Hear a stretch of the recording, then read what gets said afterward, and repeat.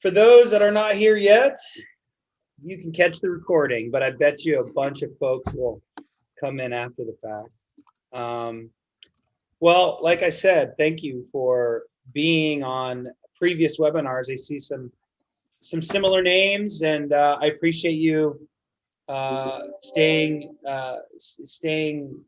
on top of these webinars. We try to put them on pretty frequently just for you guys to get as much information as possible to really get you guys into ownership the right way. And Omni, I guess I'll thank both of you guys for getting the word out and helping folks find these RSVPs. I really enjoy them. I know you guys do too. But we got a pretty cool event tonight. We're calling it Buying It with Confidence because a lot of buyers don't have confidence going into the process. It's their first transaction, never bought a practice before, and there actually are a lot of variables that you need to think through. And tonight we have a great set of speakers to really navigate all of those variables. I like to do this presentation with me as the buyer representative and Rod as the practice broker. So you kind of have two sides of the table, two perspectives, and then we have Tyler Jones, the attorney, that can really be on either side. And I think that makes for a really good night because it's comprehensive or holistic, as a lot of you dentists might like to say, holistic. So I guess let's just get kind of right into it. Gentlemen, I'll introduce you after I'm done, but a little housekeeping. Below, if you haven't been on a webinar, you'll see some options there. I challenge you to use the Q&A button for questions. I will tell you that this webinar would be way better if you guys ask questions the whole time. We're going to have plenty of time at the end for Q&A. Probably the biggest miss in my experience with participants not asking me or Rod or Tyler questions because you haven't paid for anything, any of our services yet. We're happy to give you all the answers or as many as we can. And the Q&A, that's where you would do that. We'll try to get to all of the questions. The next thing on there, I'm going to be sending a poll out. I'm going to wait until the participants get up there a little bit higher. But I do want to do a poll just to kind of get a pulse as to who's in the audience and what your situation is. And that really helps us kind of deliver our material better. And then there's the chat button, and the chat's just kind of a free form chat. A lot of people use that as questions. We'll try to keep an eye on that. Tyler, Rod, if you guys don't mind keeping an eye on that chat while I'm presenting, because it tends to get lost, the questions. So without further ado, I will share my screen and get this bad boy started. And again, thank you to the panelists, Rod Johnston with Omni Practice Group and Tyler Jones with Helsell Fetterman law firm here in Seattle, Washington. I know both of you guys do transactions all across the country as I do. And so for those of you that are not Pacific Northwest, sorry it's so late on your time zone, but thank you for being here, and we can answer questions pretty much from any geographical area in the country because they all have their own nuances for sure. Okay, with that being said, let's get started. So let me back up here. My name's Michael Dincio. I'm the founder of Next Level Consultants. We are a full comprehensive consulting firm. When I say a full and comprehensive consulting firm, we help doctors get into ownership, and then we also help them grow after they own, whether you're looking to buy a practice or start one up. I personally help those folks get up and running and get into ownership. And then I have a very, very talented team, some partners to help me and you, once you get into ownership, really put in some great foundational pieces to help you grow and sustain the practice that you may be buying or the startup that you're getting up off the ground. I have a clinical coach that has 30 plus years. She's a partner at Next Level Consultants. Her name's Paula Quinn. She owns her own practice. In fact, she bought, and I helped her buy her practice right after COVID. And I actively helped her in that practice. And we have seen that firsthand and what a transaction feels like in Arizona. And so not only do we coach our clients, but we actually walk the talk as well. So that's our firm. And again, Mike Dincia, my credentials will be at the end. But here's my agenda for tonight. These are like the 5 things that I look at and that I think about before buying a practice. And I think every buyer should be looking at it. I've looked at thousands of transactions as once a banker and now a buyer advocate, startup coach, and practice consultant. But as I look at these 5 things, there's so many pitfalls within the 5, and I'll try to keep my time on track here tonight. But we're going to cover a lot, and we'll probably go fairly quick. And so if I do go too quick, please ask the question. So profit is my number 1 thing that I like to look at. Financing, accounts receivables, credentialing, and growth strategy.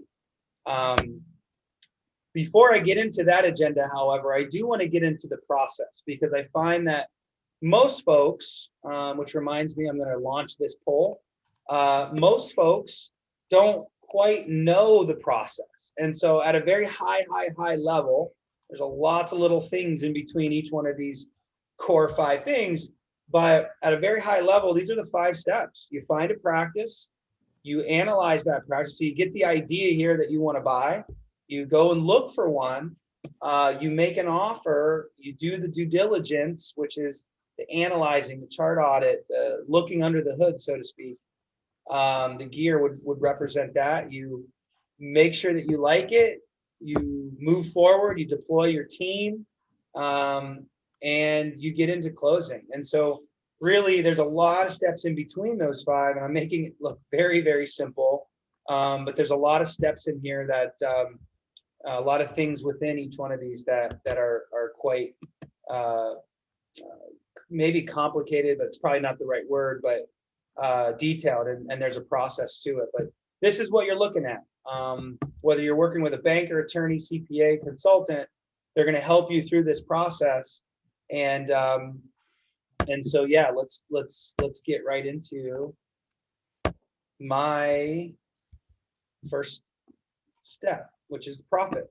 So whenever you're looking at a practice, and as an advocate for the buyer, I'm first looking at the practice, and I'm making sure that the practice is making money, but not only just making money, but also making sure it fits you as well. So there's 2 pieces to that. There's the practice, and then there's you.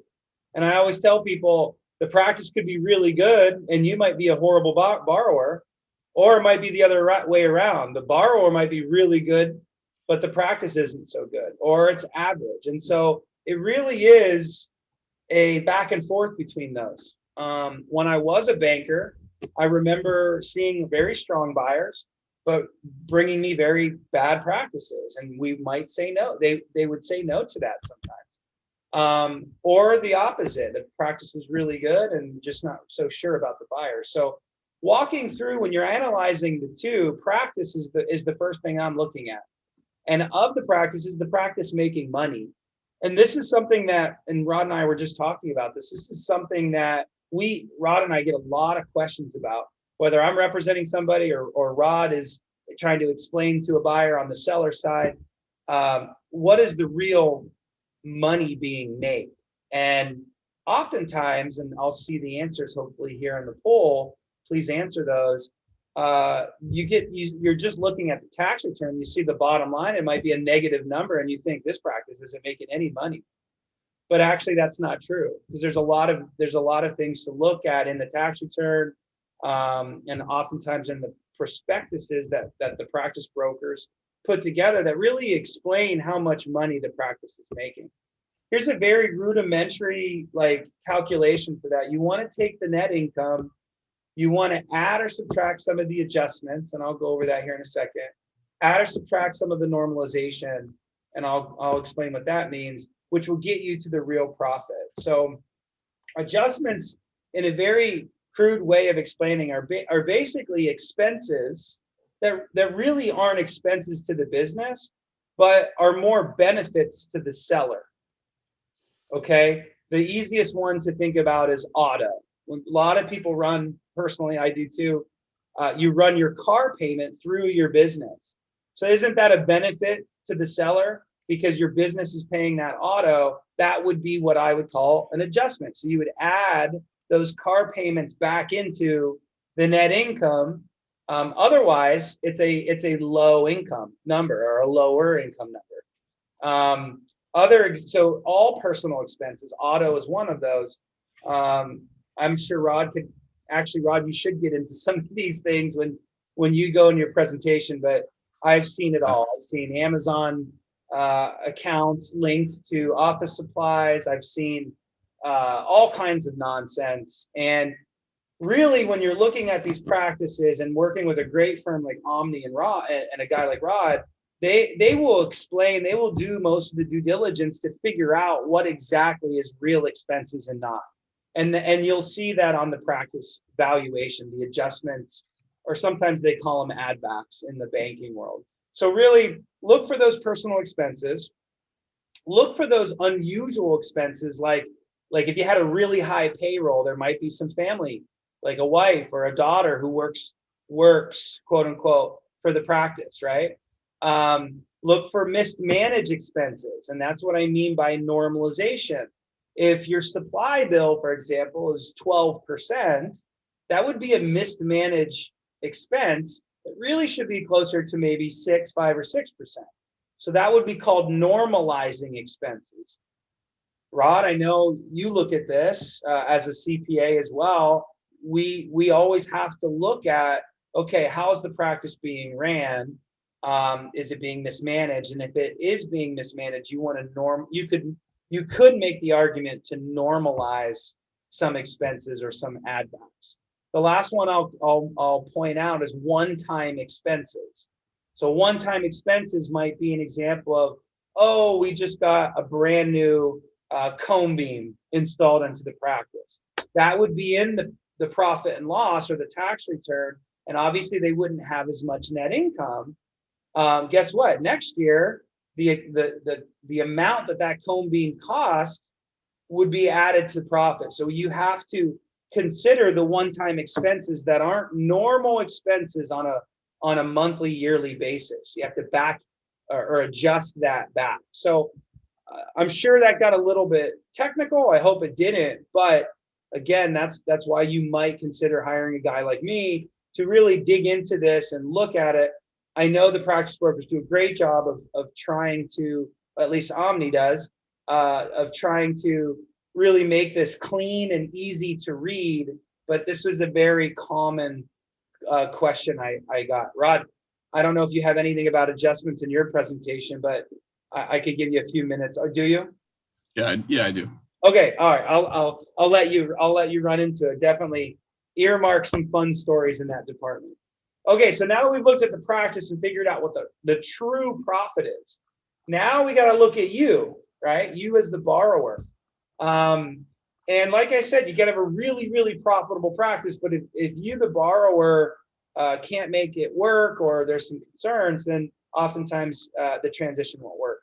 But to find a true cash flow, I like my clients to know exactly how the income of the practice will flow through their personal lives. And that's key, right? So again, very simple calculation or formula. You start with the practice profit, you subtract out the practice loan, you might take out taxes, you look at your personal expenses, and then of course your discretionary, the going out to eat, the vacations, the Starbucks, that's discretionary, and you put that all together, and do you have any money left?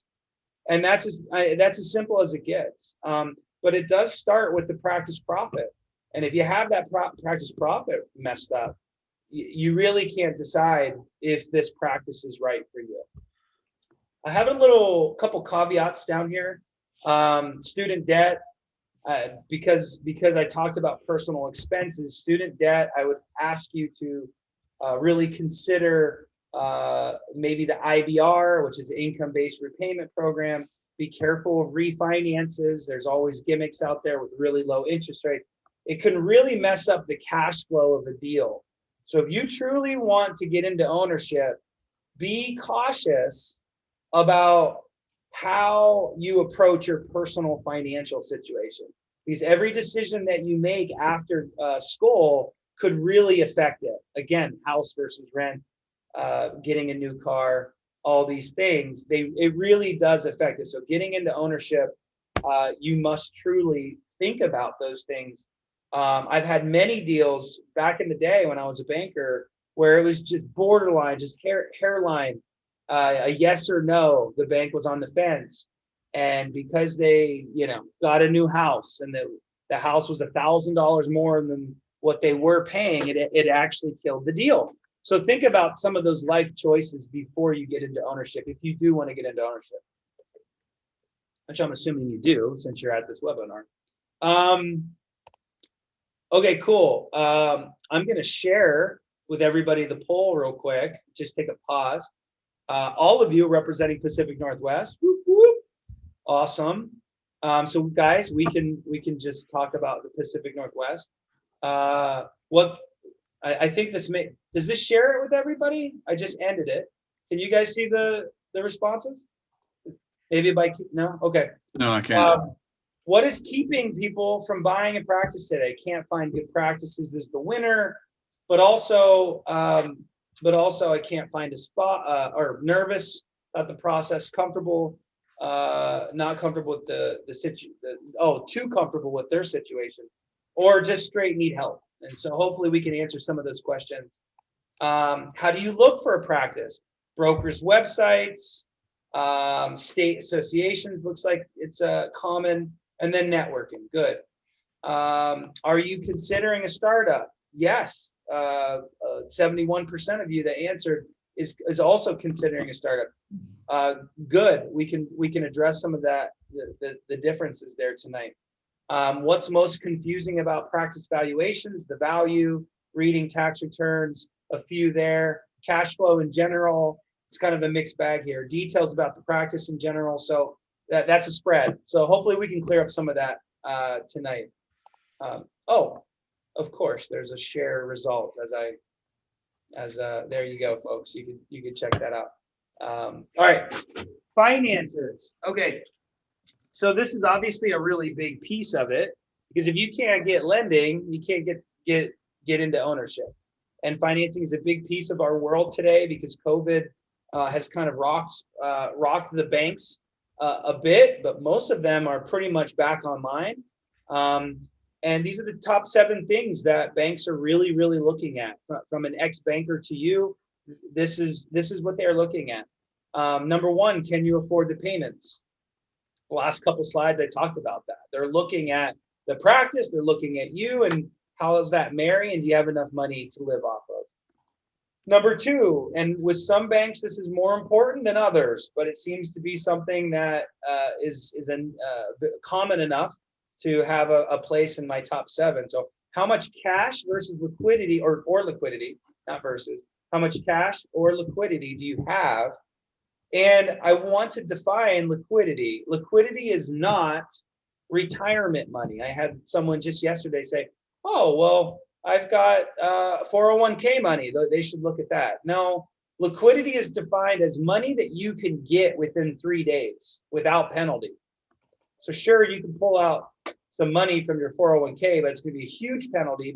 And the IRS is going to take a lot of that money away from you, being taxed.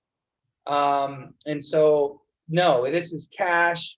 This is stocks. This is Auntie Joe's cash injection, or a gift to you sometimes. This is literally cash that you can get a hold of.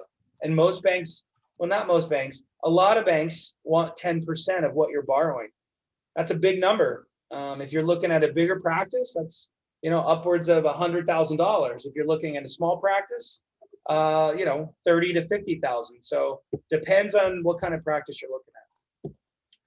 Are you a producer? Very important. Can you handle the production of the practice? You're going to have to prove that. I've had a lot of clients bring me really big practices, oftentimes Rod's listing them, and they can't show me that they could actually produce the number or the production that the seller can do. And so they're looking at that. You're going to have to be able to prove that and pull those production reports from your associate positions so that you can show the banker or me, or we can look at it together and really look at if you can handle the production. The one caveat I'll say to that is fee schedule is an X factor. If there's a high fee schedule in Bellevue, for example, since all of you are Pacific Northwest, and you're working in, I don't know, Puyallup, okay, there's a good chance that they're doing the same amount of production as you just have lower production than they do because they're billing out more. And so we got to look at that. But it is a factor, and you need to know. Number 4, has the practice rebounded from COVID? This is an important one. There's a lot of ways to calculate this, and a lot of the bankers are calculating this differently. But bottom line, they want to make sure that the practices have rebounded from that crazy 4 months last year. Is the practice overvalued? Of course. Rod's going to walk through what a valuation looks like. But basically, this would be in the banker's eyes as if the practice is overvalued. They may not lend you as much as what you might want to buy the practice for. So there's a lot of band-aids and solves for that. We could discuss that if some of you have questions about that. They're looking at the lease. I spilled my popcorn everywhere over here, you guys. So I'm like trying not to make a mess by stepping in it. Sorry for the distractions here. Okay, so what about the lease? The lease is really important. Tyler and I are working on deals right now where there's all kinds of weird stuff. Tyler, nod your head. I'm sure you got some scary stories coming up about that. Okay, good. I'll spare you all. You can laugh at Tyler later. There's some scary stuff out there with the lease. And I will say that Rod does the best he can as the only real estate broker in the house tonight. Well, I don't know about you all, but we are, Tyler and I. So we can talk a little bit more about leases later. And then, of course, non-compete. And again, Tyler can talk probably about that. Tyler, no? A little bit? Okay, cool. Non-competes are very important, and now that we have an attorney in the house, perfect. All right. Accounts receivable. All right. This may seem like a very minute thing to a deal, but it's actually not. Someone that helps doctors evaluate practices, negotiate practices, do due diligence on the practice, gets them to close, and then helps the doctor stabilize. I can tell you firsthand that this is a painful situation if not managed appropriately. Okay, so I like to go over this. So if you're going to buy the accounts receivables, which at the end of this, you'll know that I'm a big fan of, and I know Rod is too, there's some benefits. If you don't buy the accounts receivables, you have to get working capital. So you have 2 options: buying the accounts receivables or getting working capital. In theory, you need one of these 2 to run the business after you own it. Okay, so once we buy the practice from the seller and they get a fat check, now you need money to run the business, the utilities, the payroll, the marketing, the everything else. Okay, and you would use one of these, the accounts receivables or working capital, to do that. Working capital definition of that is the bank literally drives a brink truck right up to your bank account and drops a ton of money right into your account. Oftentimes it's up to $75,000, $100,000 of cash for you to operate your business with for a few months, versus the bank financing the accounts receivables, you buying them. And if you buy them, you're not going to have much money in your account. We'll go over that later. But basically, if you buy them the day you own, you'll start receiving checks from Delta literally the next day, and it's your money. It's not the seller's money because you bought it. If you didn't buy it, you'd have to send that Delta check over to the seller over time. Okay, so now that I've understood, kind of broke down the concepts, let's go over the benefits. So buying them, again, all money is yours after close. Easy, clean. I get a check. I get to deposit it into my account. Less patient confusion. I've seen it. Patients are like, well, wait, I owe Dr. Seller money, or do I owe you money? Or, oh, today's portion is $50, but I owe 150 to Seller. Who do I pay? How's that work? It's confusing. Less for your team to track or mess up. Remember, if you don't buy them, you're going to have to track or account for all the money coming in that you need to write a check to the seller for, or you don't. You just get to deposit it. So if you buy them, it's less to track. And then it's easy money. I mean, last year, I don't know about Rod and you, Tyler, but my retirement was close to 15% actually. 15% is what you gain if you buy the accounts receivable. You usually buy it 85 cents of the dollar, or for every dollar that you pay, you get $1.15. So you're making 15% on that money. And I could talk to you guys a little bit about that, but I won't get into the details. So that's buying it. So you buy it at a discount and then you collect it. You make some money. Okay. Working capital. Working capital is nice because it's predictable. You don't actually have to go collect it. You just get a Brinks truck to drop $100 grand right into your account. Sometimes you can get more working capital, sometimes not. I'm a big fan. If you're going to buy a practice or start a practice, the more money that you have in your checking account, the better, usually. And so sometimes the accounts receivables are so small, like 30 grand, but the bank's willing to give you 100. So sometimes more, sometimes less. It is a liability. Tyler, are you talking about this or should I talk about it? You're talking about it? A little bit? You can talk about it. Go ahead. Okay. It's a liability. I explained that if you're collecting the money, remember by contract, and Tyler sets these contracts up, so ask questions. By contract, you have a liability to them for about 180 days to collect that money and send the seller the check. And if you don't manage that process appropriately, you could get sued. And I believe it was Tyler that told me this is the #1 reason why people sue people post transactions. Yep. Okay. So it is a liability if you don't buy accounts receivables and you don't manage that process. Patient confusion. Last thing. Okay, this is really funny. I think this is the most ironic. If the admin team today isn't managing the accounts receivables well, which is why you don't want to buy them if they don't manage them well, and you go working capital, the admin team's got to be really organized post-close to manage it all.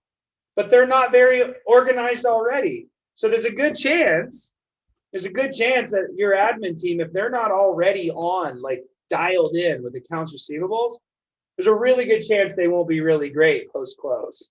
So I don't know if that made sense to you, but it's just kind of ironic. If you're expecting different results from the same exact team post-close, you're probably going to get into some trouble there. So it's just ironic that if you didn't buy them, but the admin team would have to be more organized. Okay, just for a visual purposes, accounts receivable, you buy them, you go to the closing date, and this was really funny because Tyler and Rod, we actually, all three of us shared this deal. And the doctor goes to closing and he bought the accounts receivable as I advised him. And at the day of closing, on the closing statement, it said, oh, well, you don't have any money in your bank account because you just bought all the accounts receivables. He literally had like $1,000 in his checking account, and he had just bought a $1.2 million practice, I think it was. So pretty big practice. He owns a practice now, $1 million, and he's got no money in his account, Mr. Broke over here, right? And he is freaking out at close, and he walks outside and goes, Mike, what the hell did you just get me into? Just ripped me. And I'm like, it's going to be fine. I promise. This is how it works. And I calmed him down, gave him a bottle of champagne, said, congratulations, right? Got in my car. He calls Tyler and says, Tyler, what the hell did you get me into? Okay. So you're feeling really broke on the day of closing. But then literally the next day was Thursday, I think. And he was working that day in his new practice. And he literally receives $11,000 worth of Delta checks or whatever it was. And all of a sudden in one day he had 11 grand sitting in his checking account. That's what it's going to feel like on day of closing. Mr. Broke, then hopefully Mr. Moneybags. Okay? Working capital has a completely different feel.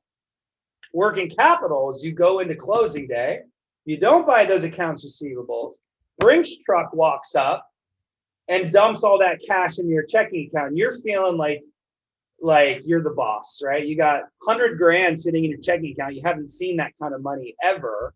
You're feeling really good, but you didn't buy the accounts receivables.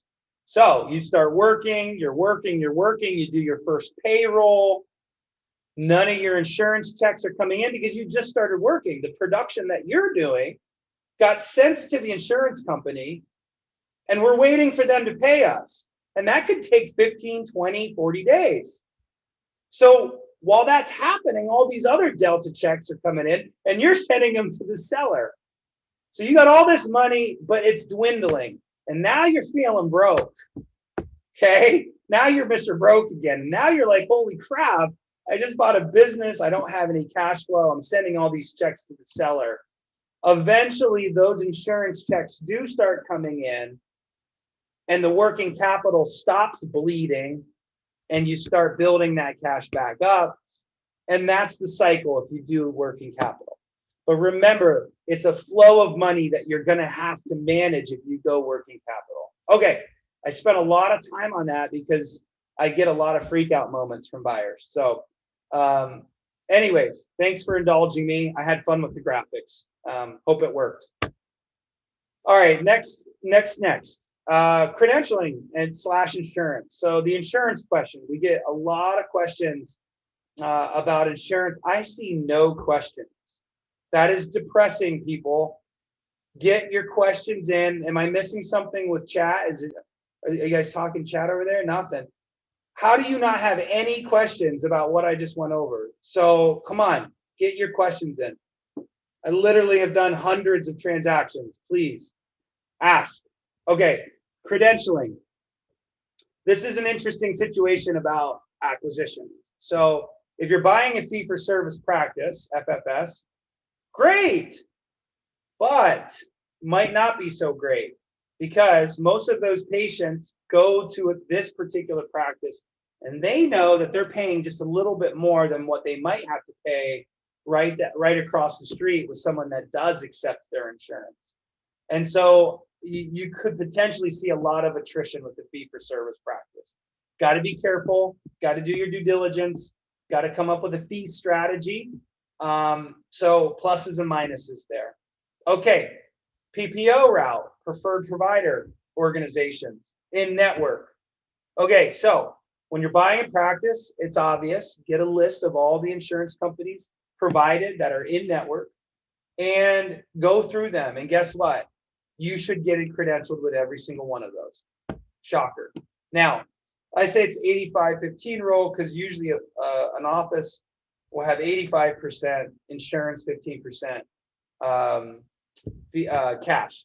Maybe I've been seeing 80-20 lately, or even 75-25. But just in general, if you're heavy heavy insurance, it's a big part of the strategy buying this practice. So make sure you get a complete list, and in my opinion, you should get credentialed with every single one of them. You try to be the brand new owner.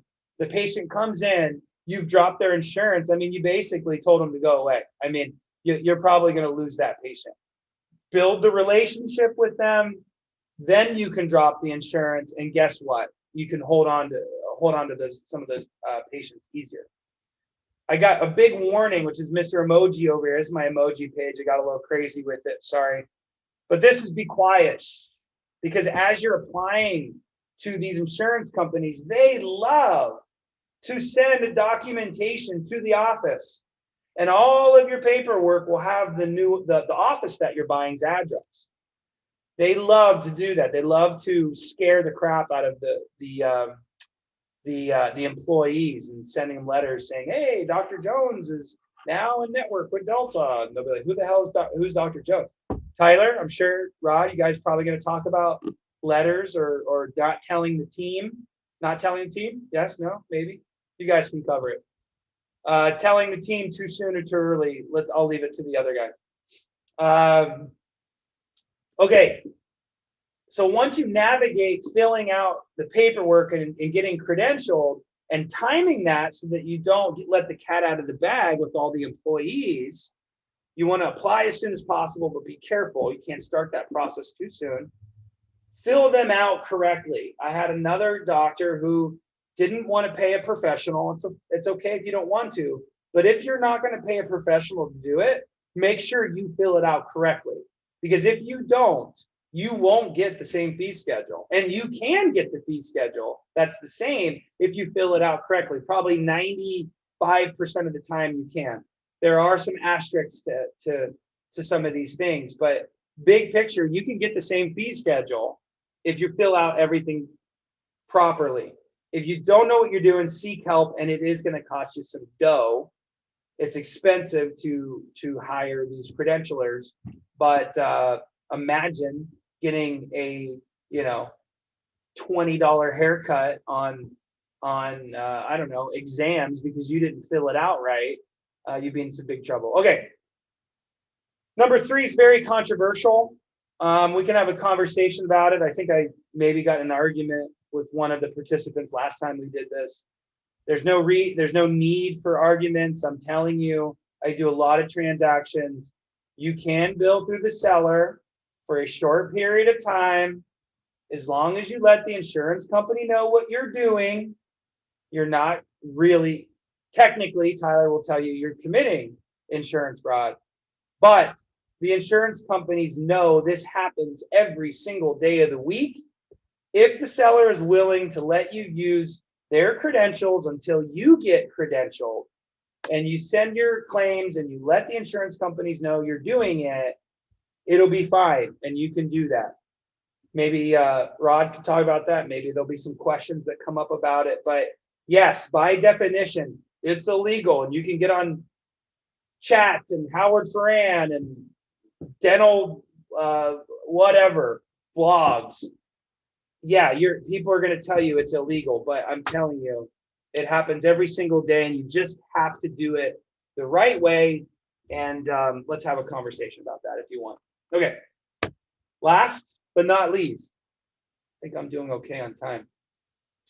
Last but not least, after you have found a practice, negotiated the practice, did your due diligence, figured out the profit, got your lending, got your insurance in place, figured out if you're buying accounts receivables, all of that. In the end, now you're staring down the barrel of a gun, and you're like, what's up now? Like, now I own, how am I going to grow and stabilize this thing? And that's the scary part for a lot of you. And I will tell you, these are probably the top 3 things right here. Take a picture of it. If you don't know how to do some of these things, get some help from Next Level or another consultant. I don't care. But these are the things that help you stabilize your practice day one. Day one. And we just lost Tyler. He's gone. He decided to leave us. Day one. Okay, so marketing. You got to figure out how to grow the practice. Because you are going to lose some patients. And a lot of the older sellers don't really know how to do marketing. Shocker. And so you got to add your flair. This is going to be your piece. So internal marketing works best. It's the hard work of marketing. It's reviews, asking for them, writing blogs, that's SEO, getting active on social, being personal on social. There's a whole strategy there. Happy to coach you through that. Patient referral program. Don't get cheap with this. Pay people for referring you. It's cheap, actually. You have to pass out a $50 gift card. Who cares? You just got a new patient for it. Don't be cheap about it. Go out to the community. Network with local companies. Not Starbucks, that's a terrible example, but the gyms and the local banks and the small CPA firm across the street. This is the hard marketing that nobody does, but it works and it's cheap. And if people do it, they kind of half-ass it. Sorry for my language, but it's so true. They don't, what they rely on is the next bullet point, external marketing. That's okay. It's expensive. Sure, it works, but it's a game. It's I pay you and I want you now to get me this. It's your return on investment. It's very expensive. Pay per click, PPC, expensive. Mail, expensive. Works very well, expensive. SEO, also expensive. I have it in both because internally you could actually do your own blogging, writing your own articles yourself, or you could pay somebody to do that. That's why I'm calling it external. There, magazines, radio, TV. So if you're just relying on bullet point 2, sure, that'll work, but it will be very expensive. You don't have to spend a ton of money to get new patients. That's the truth. Number 2, the hygiene department. Most hygiene departments are underperforming, period, end of story. I will say that in general, people are not staying on top of recare. Everybody thinks they've got 80% recare efficiency. It's not true. They don't. Radiographs, very inconsistent. FMXs every 5 years, making sure you're doing all of the x-rays appropriately on time, easy growth. It's just easy. You just got to be organized. Fluoride. Who doesn't believe in fluoride? Ask people. They'll say yes. Discount it if you have to. But I remember this, another deal Rod and I talked to.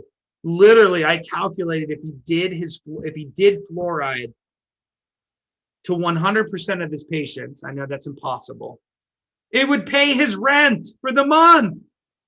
That's how many patients he saw. It would pay his rent. Are you kidding me? And just ask, for Pete's sakes. Last one, perio. Okay, perio. I've got a hygienist partner. I'm actually sick of hearing her talk about it, but it is so true. Perio is not being diagnosed enough. What is it? 50% of adults older than 30 have periodontal disease. Yet I never see perio codes. They're all prophies. What are you doing, people? Why are you doing cleanings at half the price when they have periodontal disease? All right, you guys are the clinical ones. I just hear it all day, and I had to stress that tonight. But that's a really easy way to boost your practice. Lastly, treatment planning. Man, treatment planning. Own this, because people say yes when you really work on it.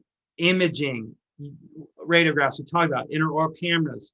Just put it up on the big screen. Point. You see this? The seller didn't diagnose it. Here's a computer. You can put it up there. The seller didn't diagnose that. I'm sorry. I know I'm the new guy, but do you see this right here? You see that? See that? Okay. That's why I'm saying what I'm saying. I'm not trying to sell you. This is probably number one thing that I see buyers are very nervous about treatment planning in the first year because they don't want to come across as the salesman or woman. And sure, you're going to get some patients that are going to push back on this. Fine. But you can't be one way based on 5% of your patient pool, or 1%, probably better, 1% of your patient pool. 99% of the patients will say, okay, if you own this process. Financial arrangements. Last piece to that is I will say by not offering financial arrangements and training your front office to actually educate the patients on this stuff, they're not gonna accept it. I think it was Care Credit that did a study. 20% of a practice's patients are not sure how they're going to pay for dentistry. If you diagnosed it, they don't know how they're going to pay for it. Credit card, cash on, the cash, like those people know how they're going to pay for it. 20% of your patient pool does not know how they would pay for a crown if you diagnose a crown. So you got to have financial arrangements, and you can't be prejudiced to who you would present it to. That's the key. You can't be prejudiced to who you would present it to. My suggestion, present it to everybody. Just build it into the treatment planning, because you'll never know. The guy that's got the nicest pair of jeans is broke, and the person that's got holy jeans has bazillion dollars.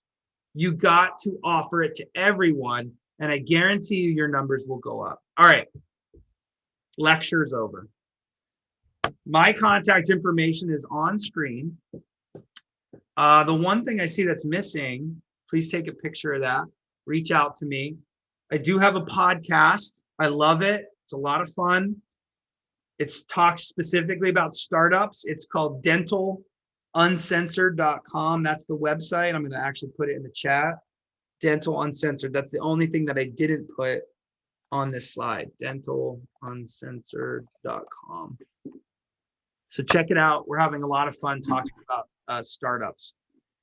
Okay, that is the end of my presentation. I think I have to make Tyler the host. You have a question there, Mike. I don't know if you want to answer that now. Okay, Tyler, please come back on video. I made you the host so that you could do that. Question: when determining profit of the practice, do you make sure that the doctor is paying themselves as a provider and taking that as a business expense? So 100%, that's profit that goes towards the calculation. So I think if I'm answering you right, Justin, when you're looking at those tax returns, that can be very confusing. The net profit at the bottom of the tax return is obviously the net income, but the biggest adjustment or the biggest add back would be the doctors paying themselves their salary to themselves. So for example, if the net income said 50,000 at the bottom line, and then owner's compensation, which would be, I think what you're talking about, is 50 grand, then I would calculate the net profit as 100. So yes, you add those two together. Rod, do you think that's what they were asking? Yeah. Yeah. Okay. So, and then in that scenario, I would add, $5,000 of auto expense. Now he made 105. Oh, his sister's working at the front office for $32,000 a year. Now he's making 135. You got to add it back to find the real profit. So Justin, hopefully I answered that live. There was a chat. Did anybody ask? From Rod, how long does it take to get credentialing? Thanks, Rod. Great question. Okay, I'm finding that it's about 45 days if you're just changing from one address to another. So if you're already credentialed with Cigna in Federal Way and you're buying a practice in Bellevue, that's a change of address. I'm seeing about 45 days, sometimes 30. Delta is really fast though. That's the asterisk there. But a change of address is 45 days. If you're not credentialed at all with Cigna, you literally could be as much as 60 to 90 days. That's where it gets really sticky. So I want to talk about that for a second. So if I had 3 insurances, Tyler's like, oh my gosh. Did he fall off again? He's having trouble. I guess that's a perfect point, time to go over that. So if you have 3 insurances in the acquisition, you got Delta, Cigna, Aetna, okay? And let's say that you're credentialed with Delta, Cigna, but you're not credentialed with Aetna. So you could probably start those applications and get credentialed with those two, probably within 30 days. Easy, that's not so bad. But this one, you might actually ask the seller to use their credentials for 90 days, if Rod and the seller were okay with it, so that you can use their fee schedule while you're waiting for your Aetna fee schedule to come through. So for each one, it could take anywhere from 30, 90 days. Some are worse. Some are even worse than that. So yeah, hopefully that's a great question, Rod. Thank you. All right, Tyler, we're going to give this one more go, brother. You're the host. Quit screwing it up. If you bounce again, Tyler, we're just going to roll right into Rod's and then you'll figure it out. No, I deserve that. So give me one more try and see if we can make this work. All right, I'm going mute. Thanks, everybody. Ask your questions. We'll do a quick Q&A at the end of this. Bye. All right. Everyone can see my screen okay? Yeah? All right. No, No, no. we can't, Tyler. Oh, He's Oh, acting. no. He's acting like a rookie. No, we don't see it, buddy. really? Act like you've been here before, bud. Yeah, I know. This is not good. Sometimes our computers just do not cooperate. How about this? Yep, that There you worked. go. All You're right. in. You're in. Hi, everyone. My name is Tyler Jones. I'm an attorney in Seattle. Pretty much most of my practice, probably 80 or 90% of it, is working with dentists. A huge portion of that is on buying and selling real estate for the doctors, and also buying and selling practices. So I do real estate leases and dental practice transition. So I won't take as long as Mike did. Not that he took too long, but I will try and get as much content across as I can. But please feel free to interrupt me and ask questions. Usually, the first step that I like to go through whenever I give a presentation like this is, especially with buyers, I'm sensitive to the fact that it's probably the first time you've ever hired a lawyer, or if it isn't the first time you've ever hired a lawyer, it's probably the first time you've ever hired a lawyer for a business matter. So some things to think about when you're hiring a lawyer. The bottom one is the most important. Make sure you hire a dental specific attorney. If you call me, and even if you don't like me or you want someone local, give me a call and I'm happy to make a referral. It's just so much better for your practice transition, your goals to hire someone who's dental specific. I can't tell you, nothing makes me sadder than when I finish up one of these transactions and then the next transaction I get a call and it's from someone who they just fired their lawyer because they're halfway through and the deal isn't getting any closer and they have a bill for $50,000. I've heard a ton of horrible stories. So by hiring a dental specific attorney, you're actually bringing your costs down because you don't have to pay that attorney to learn some of the ins and outs of dentistry. So it usually ends up saving you money. So I just really can't stress that enough. When you're hiring an attorney, you want to make sure that they give you an engagement letter to sign, something that spells out what their fee is going to be. Is it a flat rate? Is it by the hour? How is it going to work? When is the bill due? It's okay to ask for an estimate. It's okay to ask for a flat fee. Every attorney's different. And it's important that you have a sense for budget reasons what that's going to cost you. The middle deck there is the one that I think catches people by surprise. A lot of times people think that, oh, I've hired an attorney, so he's going to meet with the seller's attorney and they're going to get around an oak table and they're just going to fight and argue for 3 or 4 hours and we're going to come out with a deal. It's really very rarely the case with dental practice transitions. If it's properly brokered with a really good broker like Rod and Omni, usually a lot of the financial and deal points are pre-negotiated. If you have someone like Michael on your side, I always say that when I do deals with Michael, he gives me like a 75, maybe 80% fully baked pizza. And there's not that much work for the attorney to do in terms of negotiating or hammering things out. Usually all the major deal points are hammered, and really the attorney's job is just to mitigate risk for you and make sure that the agreements you're signing actually memorialize the deal that Rod and Mike worked out for expectations. And if you have an attorney who starts saying, well, let's just take $100,000 off the purchase price to see what they say, you're probably in a bad position and you need to reassess where you're at in your practice transition.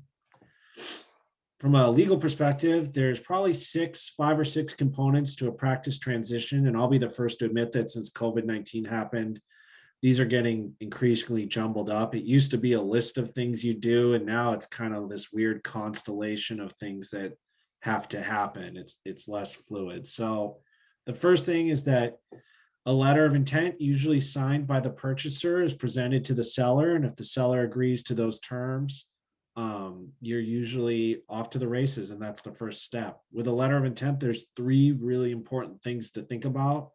One, it should be non-binding, so there shouldn't be any reason why either party can't back out at any time. That's a sword and a shield for you, right? As a buyer, it means you can back out. So if you're doing your due diligence and you find out that all the computers are on Windows 2007 and not HIPAA compliant, you can walk away and no one can hold you accountable. That's a sword, but the problem is that the seller can walk away at any time. I would say that 99% of letters of intent are non-binding. The second thing you want to look for is the closing date. It really needs to be a day that's reasonable. Oftentimes, I think sellers and buyers, they get overexcited and they'll put closing dates that are 21 days out or 14 days out. And those are really hard to close on time. And you may say, well, we'll just get an extension. And that's fair enough. And a lot of times they get granted, but it's when you start mismanaging expectations on a deal, when a seller is expecting to close in 21 days and they don't, that's when tensions rise and you start not having a smooth transition. So put an honest date in. Ask your lender. Just say, hey, lender, no fluff. Can we close in 21 days? Just tell me the truth and figure it out. Because when the transitions I see that go south, it usually starts with someone overpromised or exaggerated something and it ended up not being possible. I think Mike and Rod would probably agree. The letter of intent is way more important than people think because the seller really do tend to hold on to it in their head, and it kind of establishes the floor and the ceiling for what they're willing to do. The third thing with a letter of intent is, unless there's something exceptional about the practice or exceptional about you, and we'll talk about it, that most letters of intent don't come with earnest money attached to them. Now that's changing a lot, especially in some of the hotter markets. I'm in Western Washington, for instance, there's more and more letters of intent that are coming with some earnest money. If there is earnest money, you need to make sure it spells out the rules for when it's refundable and when it's not. Sometimes we'll say, when does the earnest money go hard? And that means when can you get it back? Usually that's after some sort of due diligence period. After the due diligence period, which is what Mike helps you with, I won't spend too much time with that, but that's essentially when you kick the tires on the practice and look at financials. You go into contracts. The seller's attorney usually drafts the purchase and sale agreement. If the seller isn't going to hire an attorney, or the attorney that the seller hired hasn't done dental practice transitions before, it's usually in your better interests to just have your attorney draft the purchase and sale agreement. If they've done dental deals before, it'll save you money in the long run. And we'll talk more about those agreements.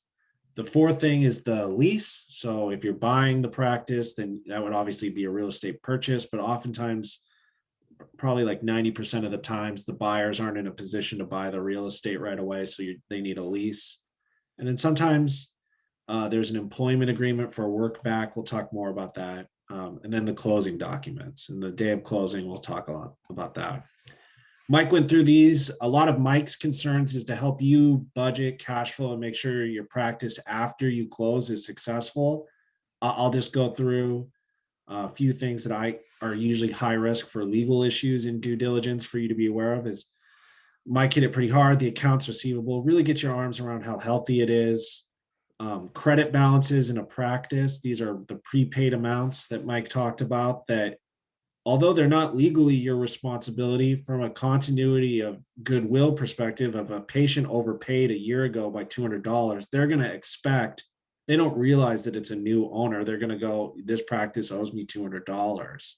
And you're going to feel that pressure to honor those credit balances. So you want to make sure that if you are assuming the credit balances, you're doing so, one, in a way that's legal, and two, in a way that is economically feasible for you.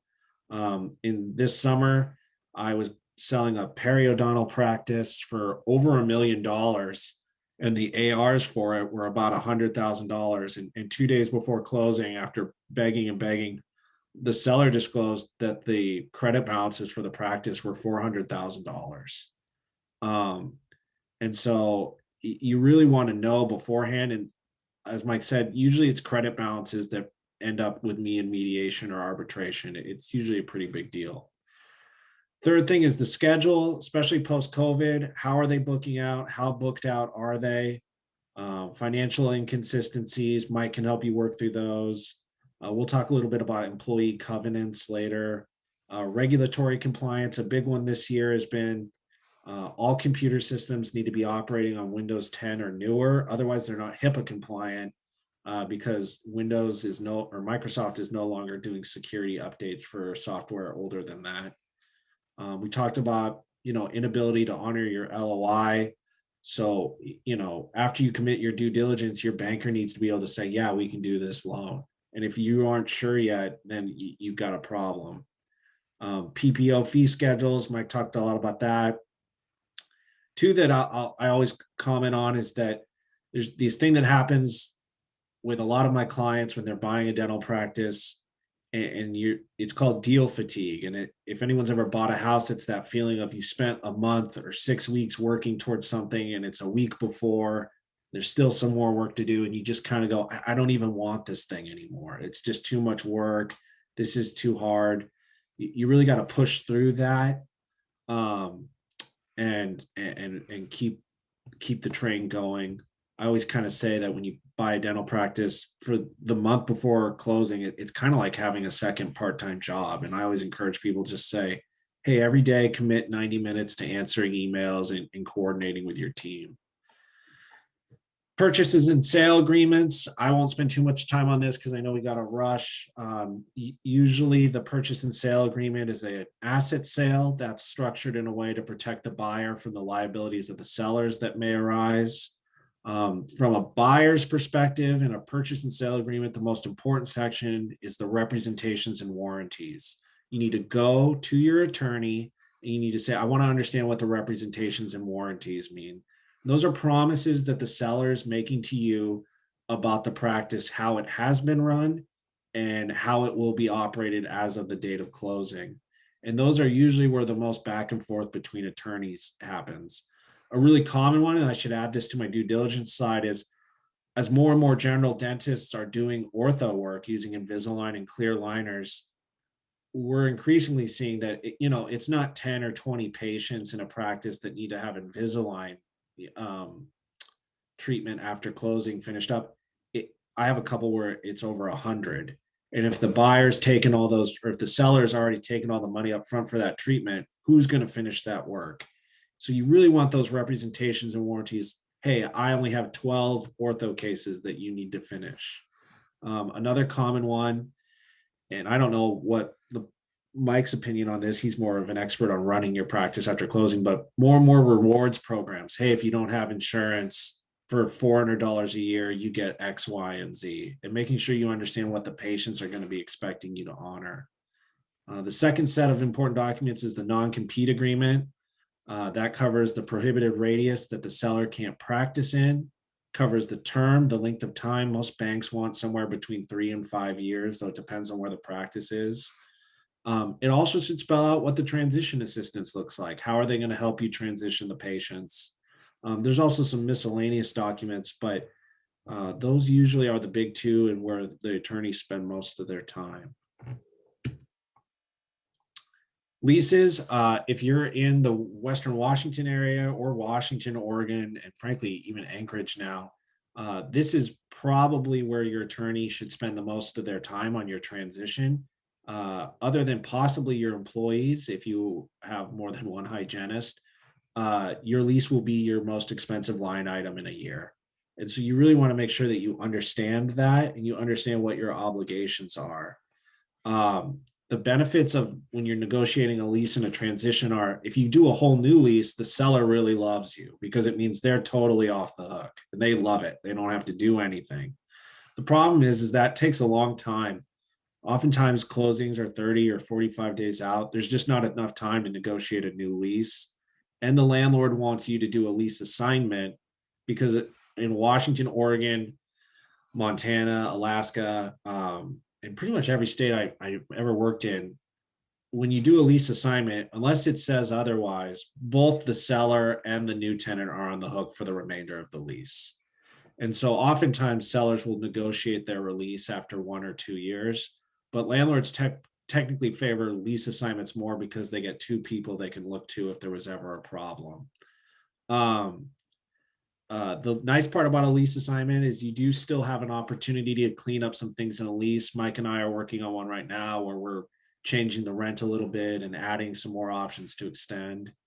The biggest thing you can do as a buyer is plan for your exit on your lease. So plan for, add a clause that says, hey, I can assign this lease to whomever I want if I'm selling my practice.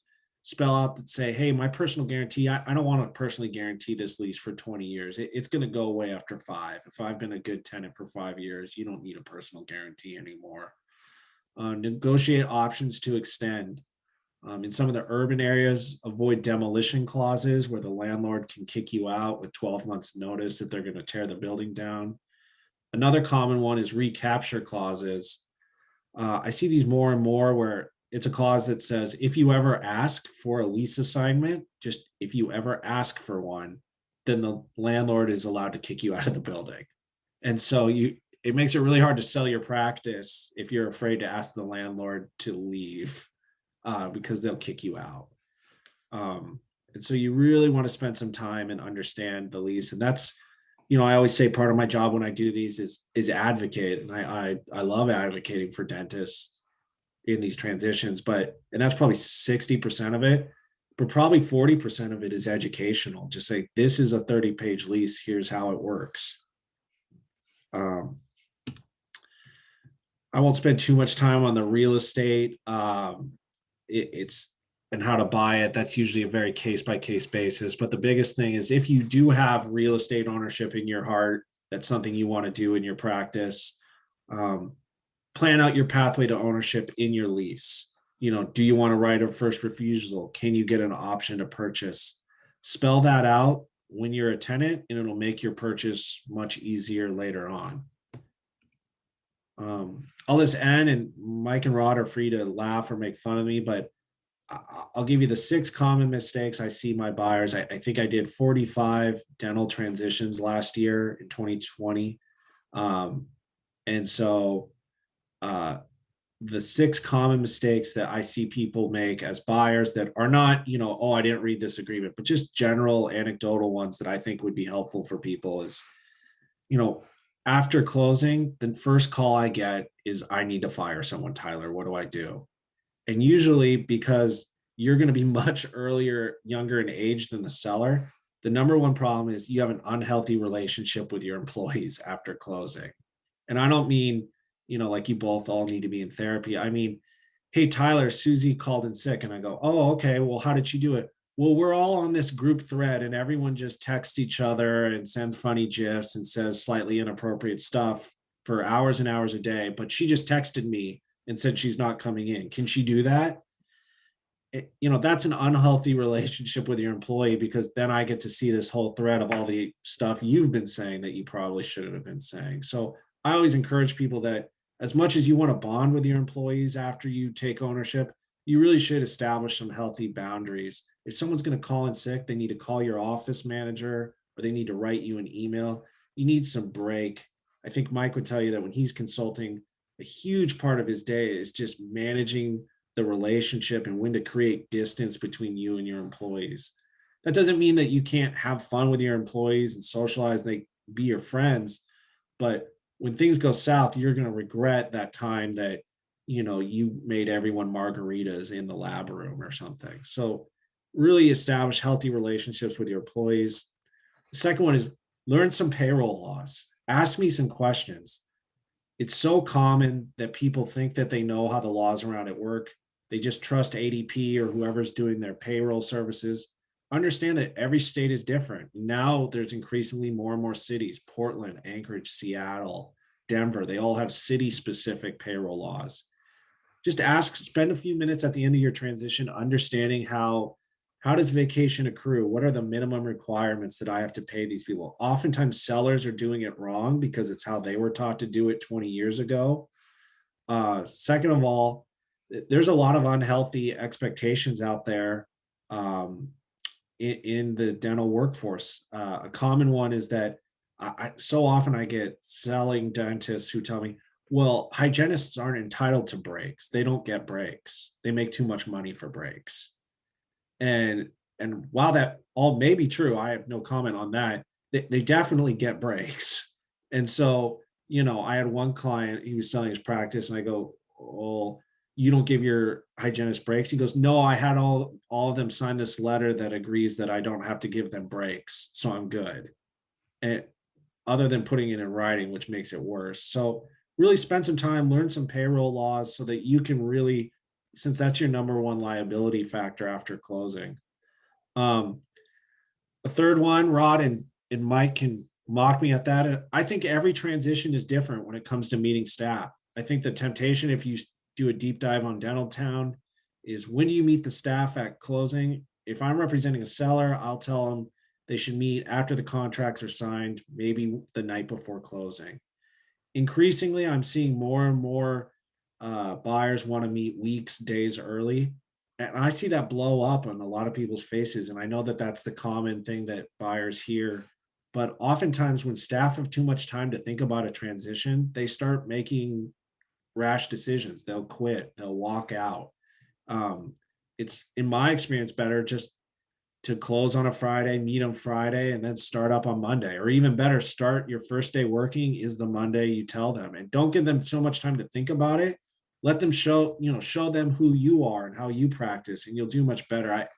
I've really rethought the last year if it's good or bad for buyers to meet staff early. Mike, do you have any thoughts there? No, I don't. We can. Yeah, fair enough. Okay. Um, the fourth thing I see that a lot of buyers do that I think is a mistake, or can be a mistake, is after closing, worrying about what the seller did or did not do. A common thing I get is, "Hey Tyler, I bought the practice 6 months ago, and I had to redo 2 crowns, and how do I get the seller to pay for this?" And there's always stuff in the agreement that says you can do that and how that works, and a good dental purchase and sale agreement will spell that out. But really, sometimes you got to let some stuff go. You're buying a used car, so it's going to have some gum under the seat. And I spent a lot of time talking to people about, well, do you really want to pursue this? This is how that'll work. The fifth one is analysis paralysis. I feel really bad for dentists these days. You guys have so much information. You have the internet, you have people talking to you, including me. You have school, you have blogs, now podcasts. There's just so much information about what you should do and how you should run your practice that it becomes overwhelming on how to make a decision and how you make the right one. And I would just encourage people to just take a step back and go, I want this. This is fine. I'm going to move forward. I don't care if this insurance is $10 more than the other insurance. I just need to make this decision and move on. I see so many people get jammed up in the practice acquisition process because they're trying to find the best way to do something. And, a common story I always tell people is one time I met with a buyer and I said, "Hey, have you gotten your insurance, your health insurance, or your commercial liability insurance, for if something happens on your premises, like a slip and fall?" He goes, "No, I can't decide. I'm getting quotes." I go, "Oh, how many have you got?" 47. And he pulled out a spreadsheet, and, they were all within $10 of each other. You just got to pull the trigger and make a decision. And then Mike talked about it. Number 6 is waiting on administrative items when you're working towards the closing. Your lawyer's working on the contracts and touching base with you. Mike's reviewing things and touching base with you. Your job during that transition, and the ones that caused closings to delay, are you waited on some administrative items that neither Mike nor myself can do for you. I can't go to the doctor so that you can get your blood drawn for your life insurance. I can't call the liability insurance company and get you signed up, and Delta won't talk to me. So you got to do your admin stuff because there's certain things that just you can't farm out. So that's my presentation. I know I ran long, but thanks everybody. No, you didn't actually, Tyler. You did a great job. Can you go back to that slide for a second? Couple of things popped into my head, and let's have a quick roundtable with Rod and you. But I love this slide because there are so many mistakes I'm thinking about. That worrying about what the seller did or did not do is probably my favorite one. In all ways. I think doctors think I've got to do exactly what the seller did, because you jump on webinars or, I don't know, listen to podcasts and you talk about, you hear about these extreme people that fire all the team and hire new, or change the sign day one, or just make really drastic shifts, and the consequence is really, really ugly. And we could talk about some horror stories between the three of us, but it's still your practice and you are a different dentist, different owner. And it's okay for you to manage the practice or sell, and dare I say, sell dentistry the way you want to. Yes, you want to be condescend, or you want to, I wouldn't say tiptoe, but you want to be aware of how they managed it and how the team managed the practice with the seller. At the end of the day, it is your practice, and you have to run it. You can't let your team walk all over you. And sometimes you should not do what the seller did. Shocker, like break payroll laws. You shouldn't do that. And so Rod, I don't know if you see things or hear things on your side. Tyler and I could probably talk about this for hours, but do you see much of that from the buyers just not owning the practice in a way that they need to take it on? They're trying to just kind of tiptoe and do what the sellers did, and it oftentimes can get them in trouble. Does that make sense? Yeah, I get buyers start to nitpick over little things like Tyler was talking about. You know, they'll call me and say, hey, I found a crown that went bad, and I need to have the seller pay for it, or something minor. And she's like, well, how many? And it was like, one. It's like, well, count yourself lucky. Fix it and move on. Keep your relationship with your seller good. Don't try to nitpick over if it's 20, 30, 40 crowns, and yes, it's time to work it out. But that's spelled out in the agreement that Tyler writes up, and most sellers are actually wanting to help you as a buyer. I would say the majority of them do want to see you be successful, so they'll help out any way you can, but just don't nitpick over every little thing. The other one that I want to say is meeting the team early. I guess I wasn't sparkling when you asked me earlier. Tyler, could you make Rod the host while we chit chat about this last piece? Meeting the team early. Yeah, like a lot of people and some advisors, there's a lot of consultants out there that actually expect or say that you should meet the team as early as possible. And I got to be honest with you, even from a buyer's rep side, I am not a huge fan of that. Now, the day of can be kind of shocking. I wouldn't mind 2 days before, maybe even a week. And Rod, you might have a different opinion about that, but definitely not 3 weeks or 2 weeks. Like, it's got to be a really short period of time, because the team, especially in today's world where there's 0% unemployment, 0% unemployment in the dental industry, people could go get a job literally tomorrow and probably make more money, quite frankly, and get better benefits.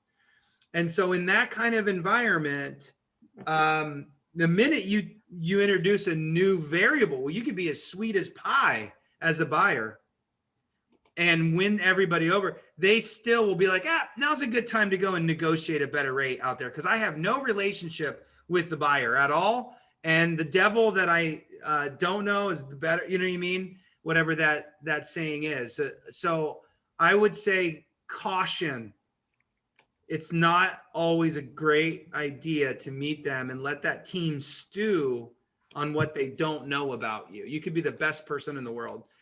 More on that, Rod? I mean, I'm sure you could echo that louder than. Oh man, I've got a ton of stories on that. I've had entire staffs quit on a practice, a few weeks before closing. Recently, Tyler can talk about that too. So there can be more harm than good in telling the staff early. I guess it's a short and simple way to put it. So. Okay. Well, Tyler, I'm sorry I didn't introduce you. We were having technical difficulties. I got screwed up, but everybody, I dropped Tyler's contact information in the chat box. Please reach out to him. He's a wealth of knowledge. Next up, Rod Johnson, owner of Practice or Omni Practice Group, founder and owner. He is branching out all over the country. He's got practice brokers. I don't know how many states, I'm sure he'll tell you, but someone that I highly respect. Not your everyday practice broker, in my opinion. He's got a level head. I see level head. Yeah.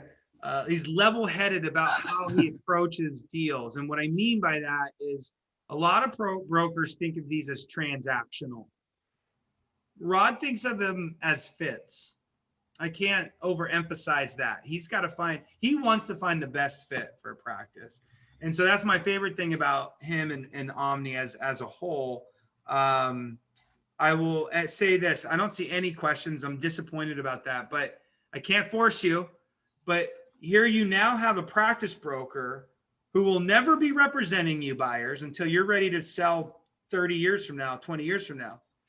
He could give you the insight, which he's going to talk about that tonight, of how the sellers think when approaching the table here. And to me, getting inside of a practice broker's head, well, that's kind of scary on Rod's sake or example.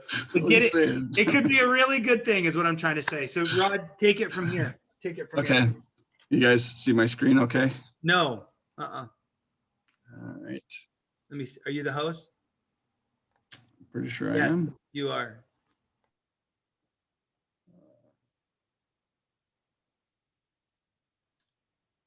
Okay, 1 second here. Seems to be a common thing tonight. Yep. Share screen. Oh, here we go.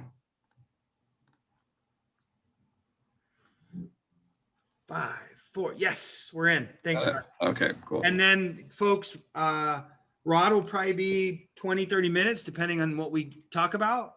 And we'll have Q&A and probably dismiss the class early. Thanks, guys. Go for it, Rod. Okay. Trying to get into presentation mode here.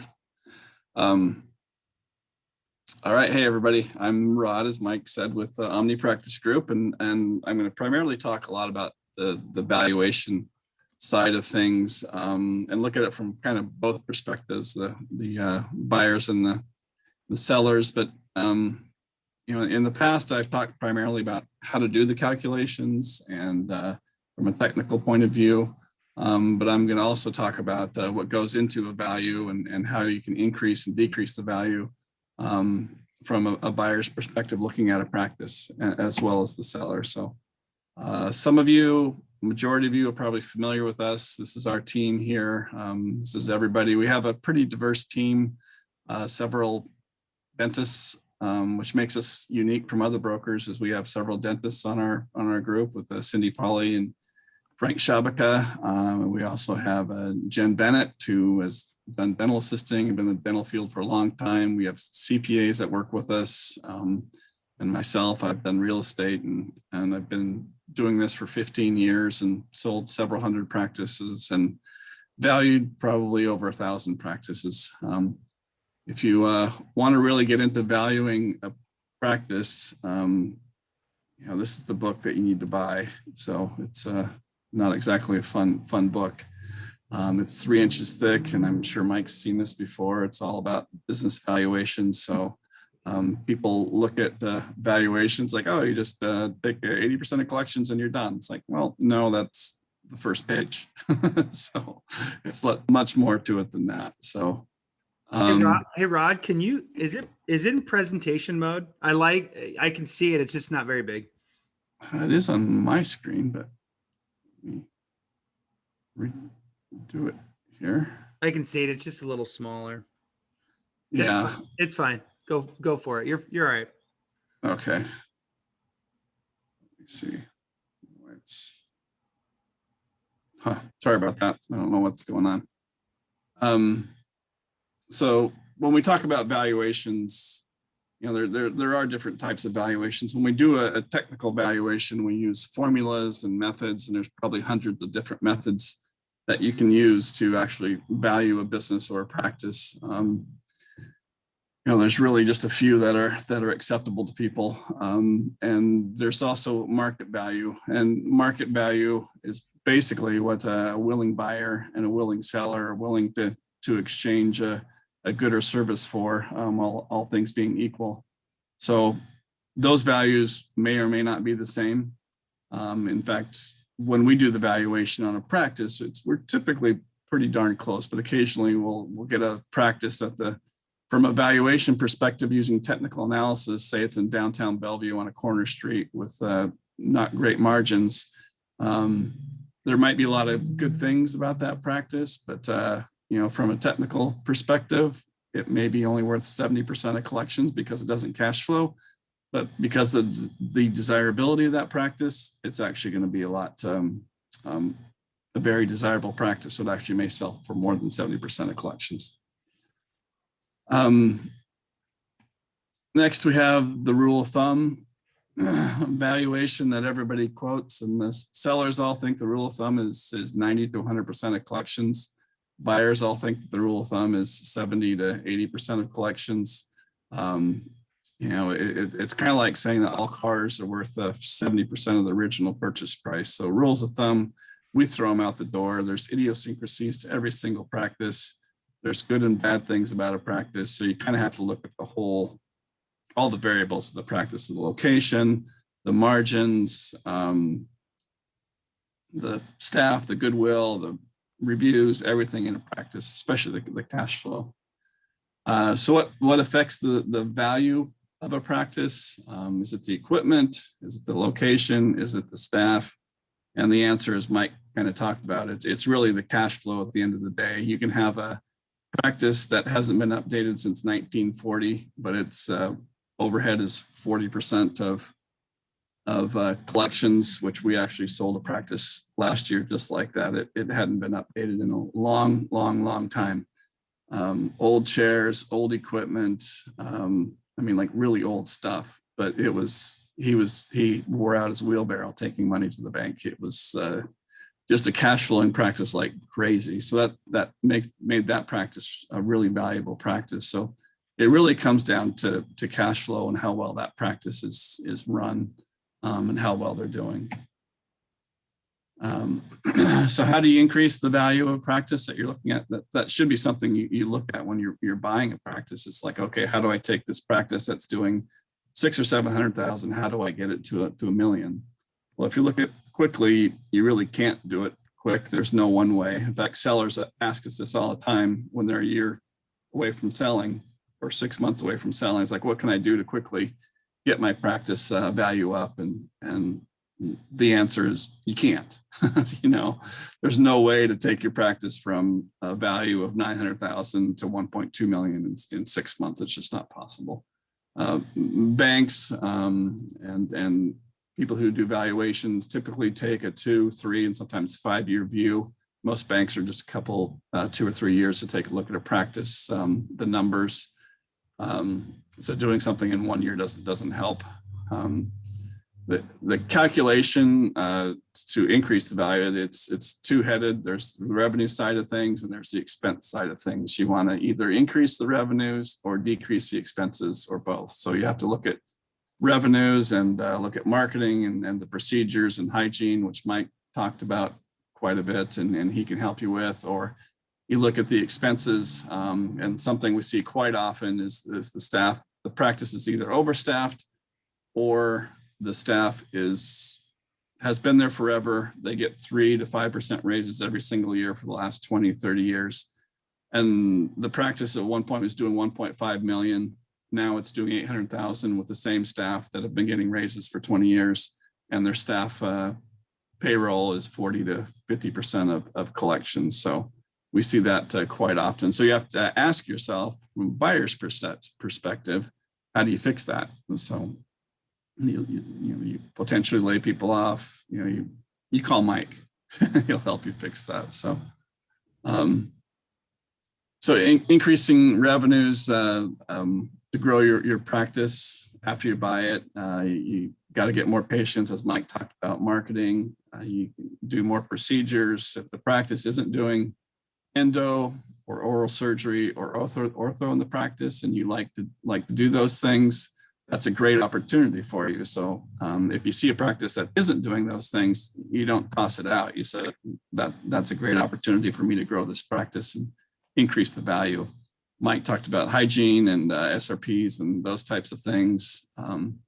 Efficiencies also another one. I've seen practices where the hygienists were only doing like 5 or 6 patients a day, you know, and they're booked out. So the doctor felt that the hygienists need time to write notes and you know, breaks and those types of things. So they really weren't busting their butt to make the practice profitable. Another great way to increase revenues is practice mergers, which I think doctors overlook quite often. You've been in your practice for 5, 10, 15 years, and you kind of get in that comfortable state of mind, and you want to grow your practice, and you always look at the marketing piece, but you don't look at possibly buying the practice down the street or across the hall to grow your practice. And nearly every single one that we've done, the doctors say that it, you know, is an awesome thing, because you get almost 100% of the revenues come into you as a practice owner, but you only get about 60 to 70% of the expenses, because you don't pay 2 rents because you're merging the practices together, and there's not 2 utility bills, electric bills, and those types of things. So it's really a great way to grow your practice. You can also grow a practice with the staff we talked about, and the rest are just ratios that you can look at. The supplies. I've seen practices where they're buying supplies in bulk because they get a little 1%, 2% discount. So their supplies expenses 12% of collections, and rent's another thing to look at. Extracurricular expenses, taking staff out to lunches every week, just those types of things. Unused equipment, we see that all the time in practices that are, you know, the lasers that are sitting in the corner collecting dust, or the E4D that they purchased and never used. And the other one's family members that are in the practice.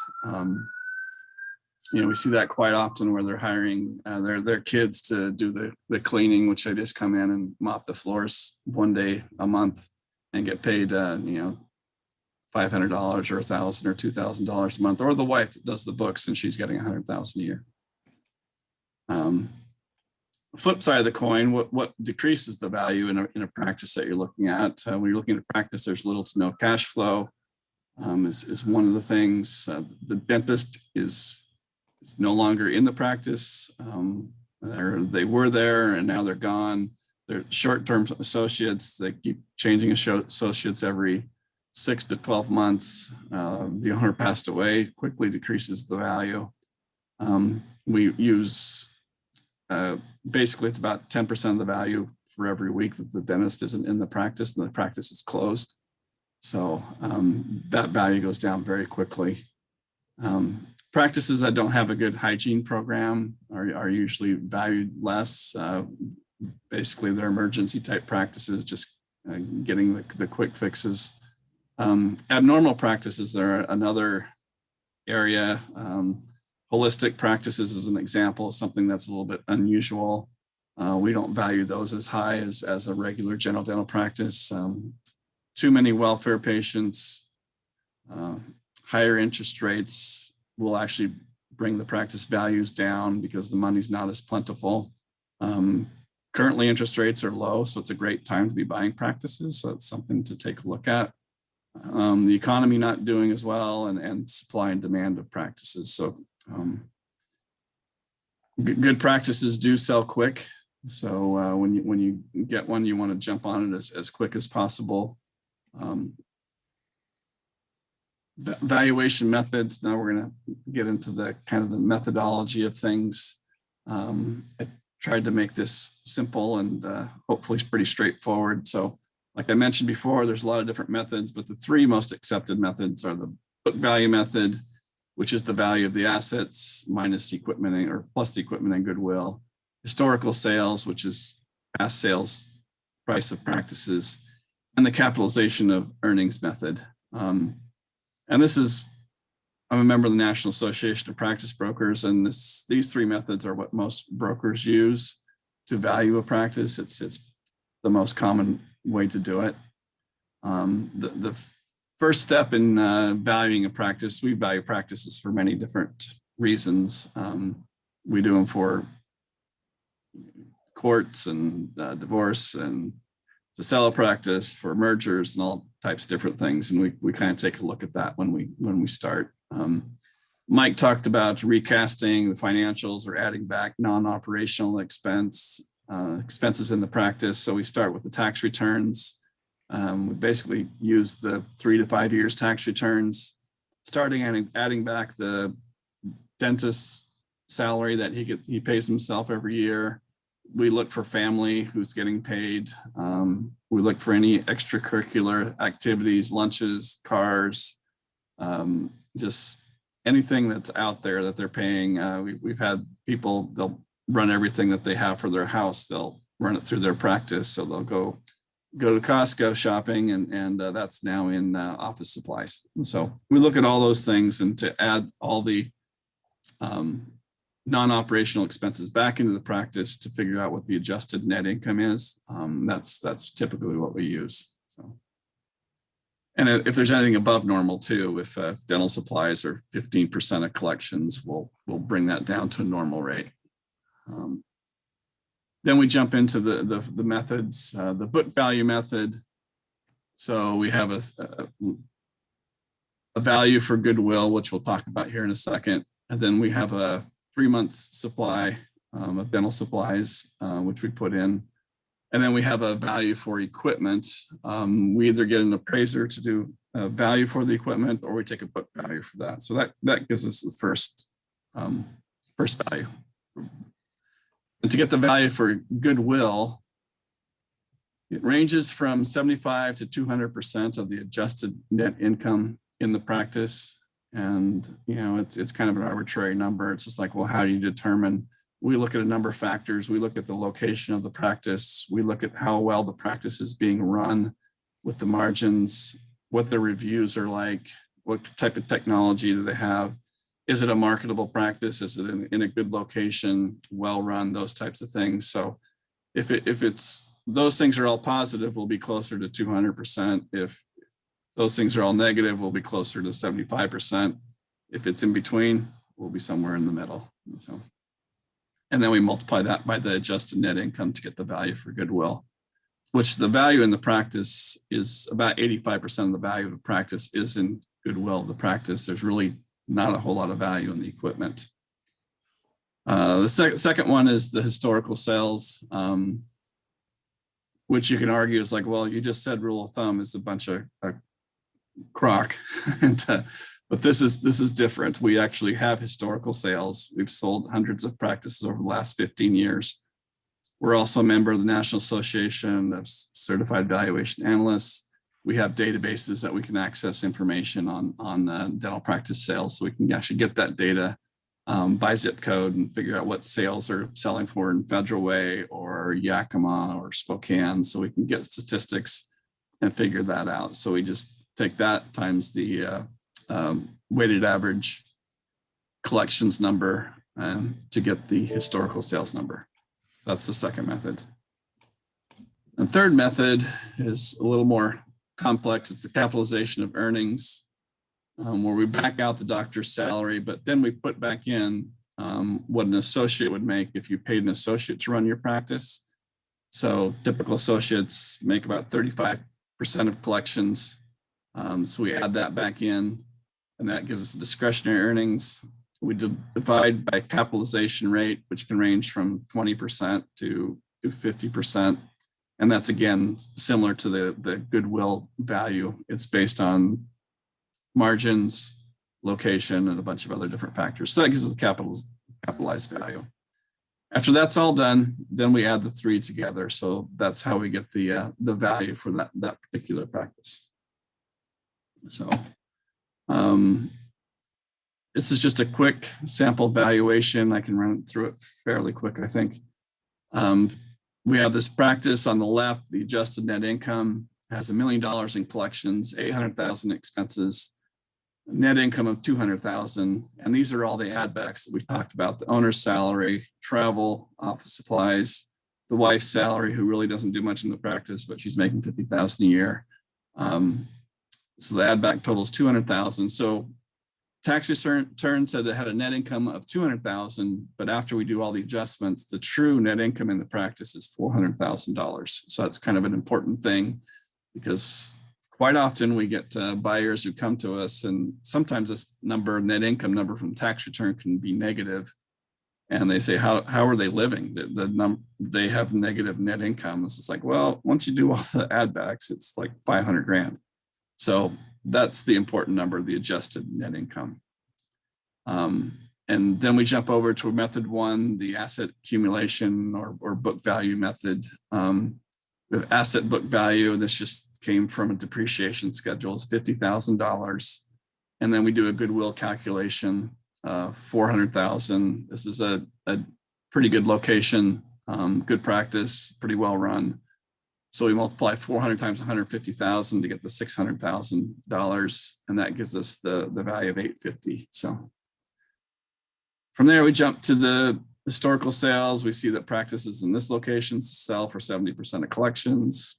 So we multiply 70% times 100,000 or a million, gives 700,000. And then the capitalization method, we have the adjusted net income. We reduce that by the associate salary, which is 270,000, which that gives us excess earnings of $130,000, divided by a cap rate of 20%. That gives us a capitalized value of 850,000. So we then add those all together, gives us a value of $660,000 for this practice. Now we probably would go to market with this practice somewhere around 660, maybe 675, but we would keep it pretty close when we go out to market. I think only you and I enjoyed that conversation, Rod. Probably, yeah. Usually that's where I lose people. They start watching TV about that point in time. Question we get asked often is what about COVID? Some buyers are still trying to take discounts because of COVID. Most practices are back. Patients are back in the practice. So, and banks are getting more and more confident that the practices are back. So we're really averaging out the 2020 revenues, expenses from prior years and smoothing that out just to make it a normalized year. So COVID, there are no discounts for COVID. You might argue downtown Seattle maybe, but even recently I've heard that those are starting to come back too, with especially with Starbucks announcing that they're going to open up again, make employees come back to work. This is a calculation I put together, the cost of waiting to buy a practice, because Mike and I have done some of these seminars, and Tyler as well, where we've had the same doctors coming back to the same seminars 5 times, and they're in year 7 of looking, or 8, looking for the practice. So I thought I would show you guys what it costs to keep waiting. It's similar to buying a house. If you keep paying rent, you're throwing money down a hole. So cost to your income, average practice owner makes about 20% more than an associate dentist per year, and that's per the ADA. So the average associate salary is $158,078.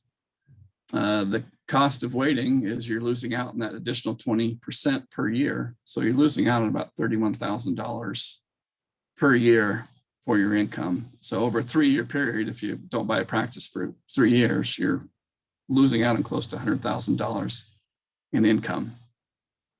So that's just the earnings piece. Then you're also losing out on the equity side. So the average practice, say, is about $700,000. Typical loans, 7 years. There's some 10-year loans out there as well, but I use 7 to make it simple. Over 3 years, you'd have paid off 3/7 of that loan, which just comes out to about $300,000. So that's $300,000 in equity in the practice you would have built up over those 3 years. So 300,000 in equity plus 100. I think that's a math error. Sorry, it's plus 94,000. It should be about $400,000. So is what you're losing out on over just a 3-year period of, and primarily equity in the practice. So I think that's the sleeper right there. Is I love the first part but I think the sleeper is the equity part, Rod, because, Yeah. and I like that you use 7 years because the average payoff, I'm not sure if you knew this, is about 7 years. So maybe that's why you use 7, because the payoffs on average, even if it's a 10-year, it's a 7. But what that doesn't show up in a profit and loss, that Right. equity, it's easy to go back and see how much money you made last year, but the equity part doesn't show up. Maybe on your balance sheet, but nobody reads balance sheets anymore. Right. Yeah. Yes, that's really money out of your pocket that you're not going to recoup ever. So you can actually even project that out to the end of to when you retire, and that's going to be millions of dollars. So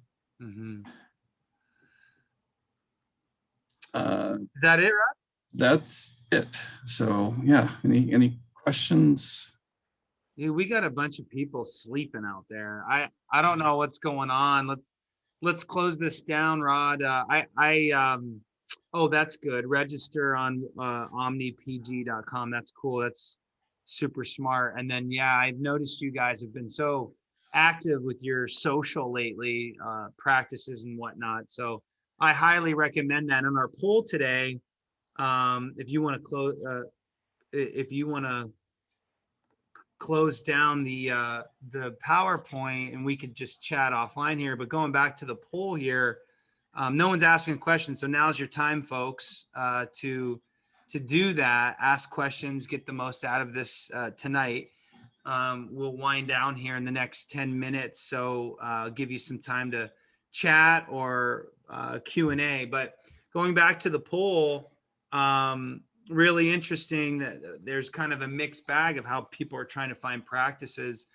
I think it's ironic that 0% of the people are actually calling the practice broker.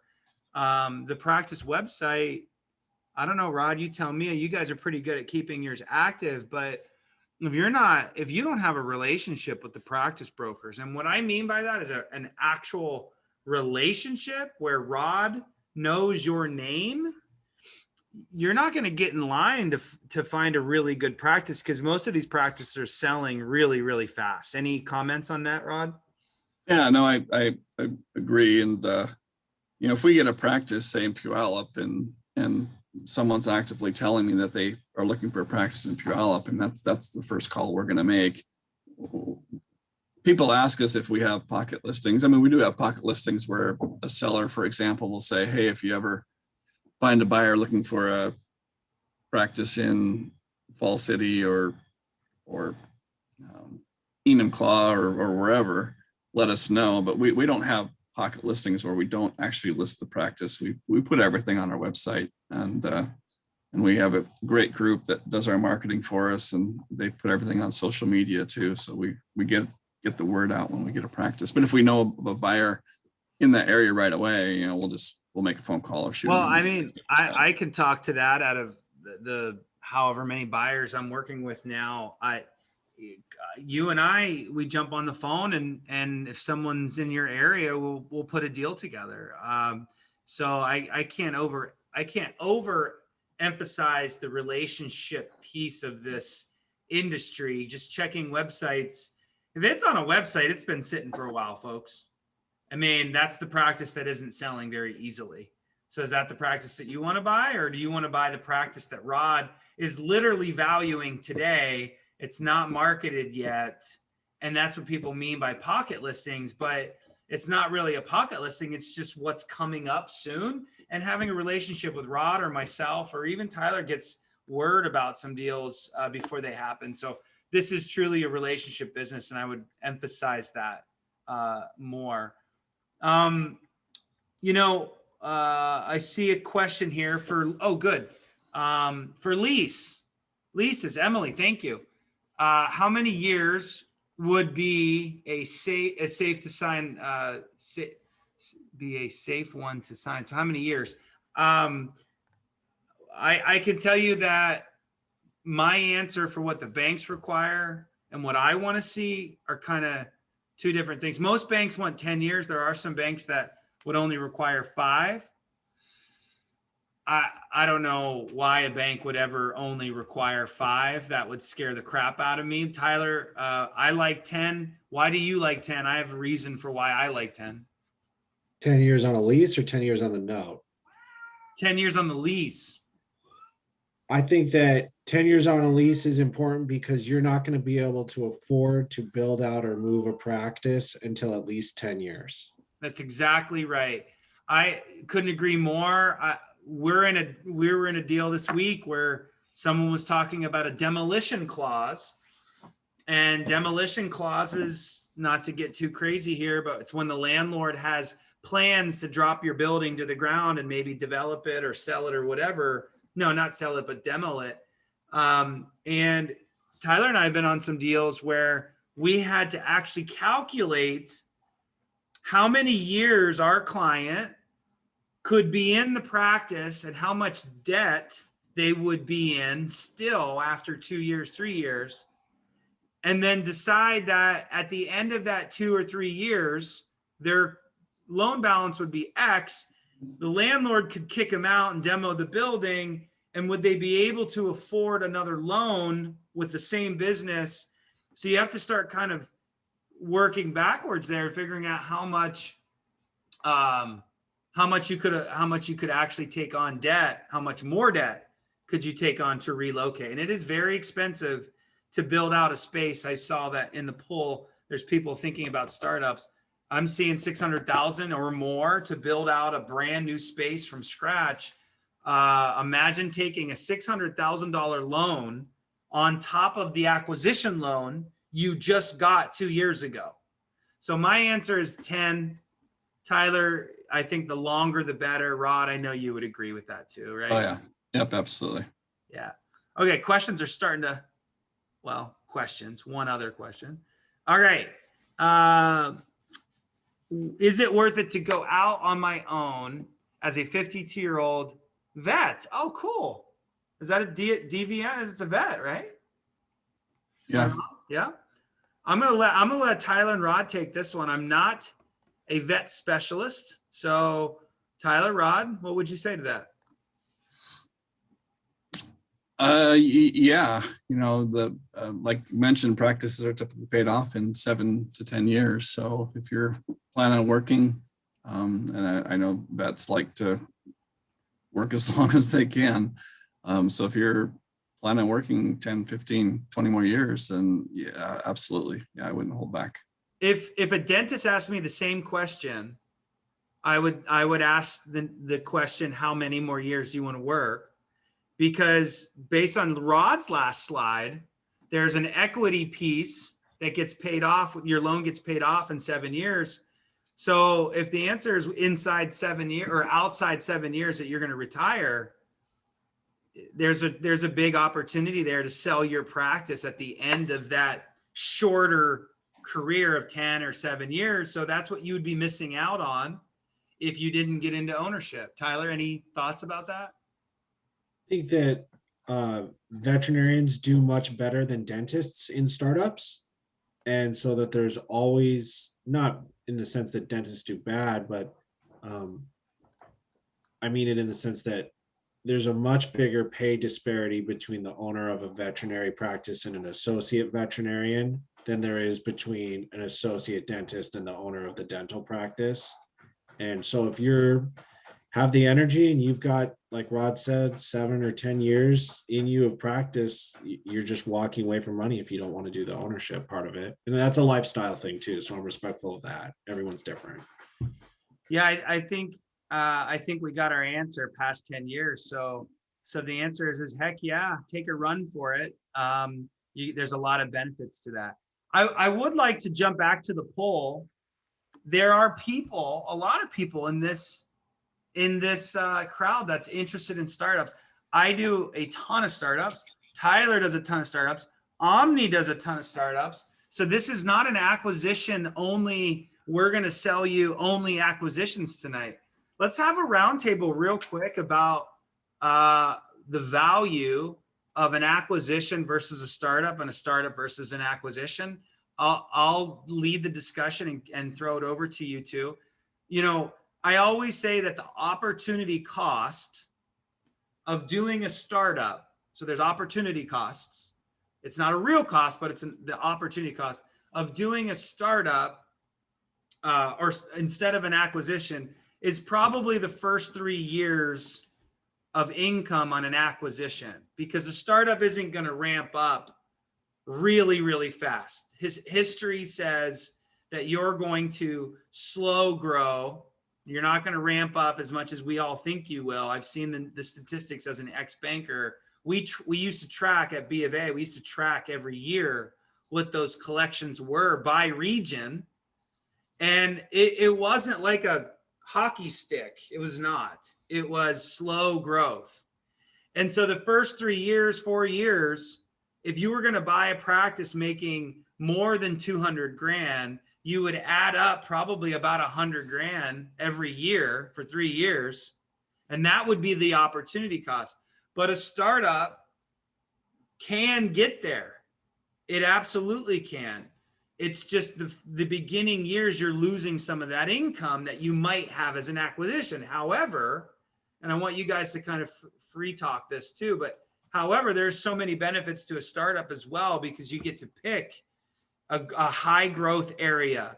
You get to have your own team. You don't have to worry about attrition. You get better financing, quite frankly, more flexible and better financing. And so, you know, you don't have the pressure of maintaining collections at a certain level. You get to grow up to those collections. And there, trust me, of all of our buyers that bought a practice in the last 12 months, they have pressure. They're feeling the pressure of maintaining the levels that the seller did.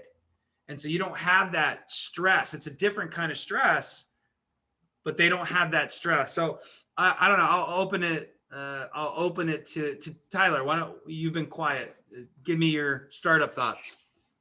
You know, I think it just depends on the dentist, and every dentist is different. I always tell people that it's really important to know who you are whenever you decide that ownership, whichever way that comes to you, is. And oftentimes when I'm talking to people who are maybe thinking an acquisition is right for them, and you just go, hey, doc, you've submitted 7 LOIs and you've backed out over, you know, the practice chairs were ugly, or the charts weren't fully electronic, or you just really didn't like the build out, or you must have 8 operatories. And you say, well, maybe instead of breaking your back waiting for that dream practice, that unicorn, you'd be better served just doing a startup. You have a very specific vision of what you want, and you're never going to feel good about stroking that check for an acquisition if it's not exactly what you want to build out. So I just would encourage people to kind of do an internal self-assessment. And it's okay to say, I'm willing to take on risk, or maybe pay a little bit more, or work a little harder for a startup, because I know I'll never be happy driving someone else's used car. And the converse is always true too. There are just people who say, I'm just risk adverse, my family situation, I'm the breadwinner, I gotta have cash flow, and I just need that certainty. So everyone's different, and I just think it's important to, you know, do a self-assessment. Just because Howard Ferran says you'd be a fool to do a startup doesn't mean you shouldn't do a startup. You could listen to my podcast instead of Howard. If you want. I'm just saying. Rod, your thoughts. I mean, you guys do so many real estate deals on the startup side. What's your thoughts? Yeah, kind of along the same lines what Tyler was saying. We always, not always, but we tell people, you know, if you can't find a practice that's out there, if you want to practice in Bellevue and there's nothing for sale, then go do a startup. There's nothing wrong with it. I know we did a startup in downtown Seattle, Capitol Hill, about 5 years ago, and she went from 0 to 40,000 a month in like 3 months. So there are these pockets. If you do your research and find a great location, then why not do a startup? Like Tyler said, you get to pick your own staff, and you do too, Mike. Your own staff, your own chairs, your color of the paint, the style and the layout. You know, it's kind of a nice thing. It's like buying a new house versus buying a used house. My last startup in Colorado, what are we in, April? I think it was February he opened 30,000 his first month. There is a process. There is a template, just like prepping a crown, you go through a process. There's a lot more processes than what we talked about tonight, buying practice. It's much simpler and cleaner and a little bit more predictable with an acquisition. But if you follow a formula, its default rates are very low, similar to acquisitions, slightly higher, but we're talking about a fraction of a percent higher.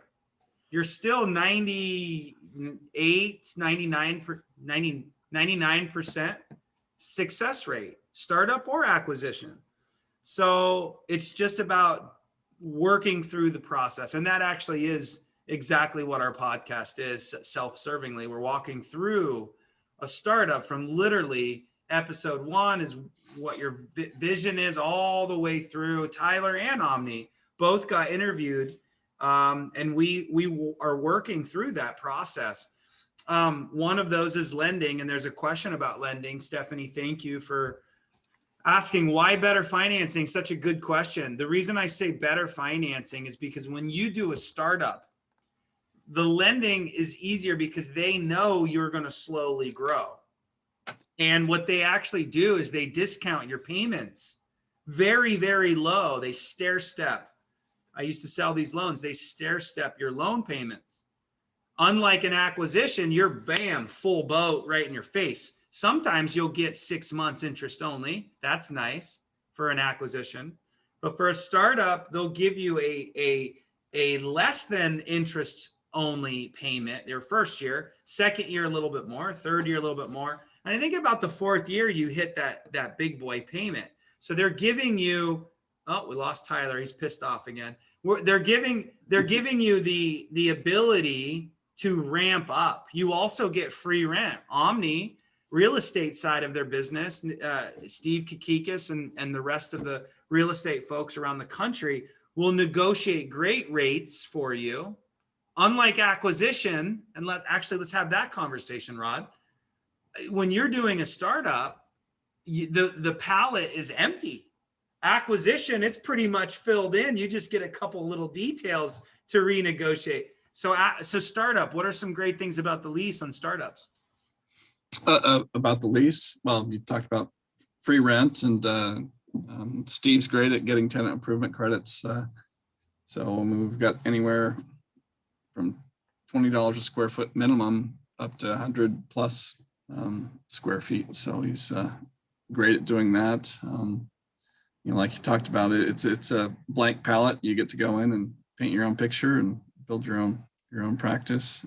Choose your own location, how much visibility you want, and all those things. So there's a lot to go into that. So yeah. Rod, make Tyler the host. Yeah, I think with the lending, hopefully I answered your question.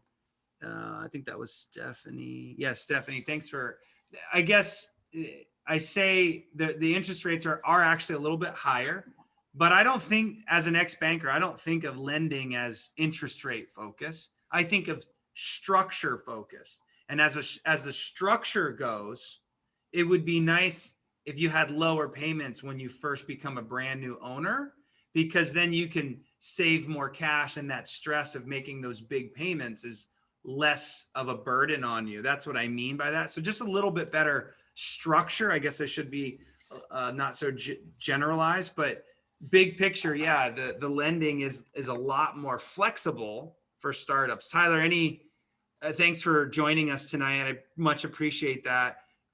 You're on mute. Please go off mute. And any lease we were just talking about when you dropped off, we were talking about how the leases for a startup can be much more favorable than an acquisition, because you get to basically negotiate it from scratch and leverage the market against itself. Gosh, do you literally not want to be here tonight, Tyler? No, my dog is going nuts. I'm sorry. But so. Okay. Well, I think we nailed that. You probably can't add anything else to that, but I can tell you on the lease real quick, some of the existing practices that you might buy, they might have negotiated the lease at the height of the market. You know, paying a huge price per square foot, and even though now it's pretty high as well, but certain locations it's not. So you may be able to get more of a better market lease than from a acquisition. And I can't overemphasize getting a dental specific real estate broker like Omni, and specifically Steve at Omni, because they know things that the local brokers just don't understand about our industry and dental. And so, yeah, I can't say enough about that. Lost a few people, but not many. It sounds like we're holding people's attention, which is great. You know, I think we hit startup a little bit. We actually just did a startup webinar. If you're interested, I can send you that link. It's also on my YouTube channel. You can watch that. Omni, Steve Kikas represented Omni that night.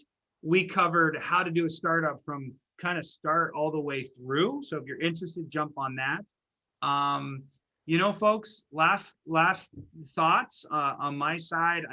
I can tell you that at Next Level, we are so passionate about helping doctors get into ownership. I was a banker for so many years, loved being a banker, enjoyed the stability of being a banker with the comp plan and the benefits and all of that.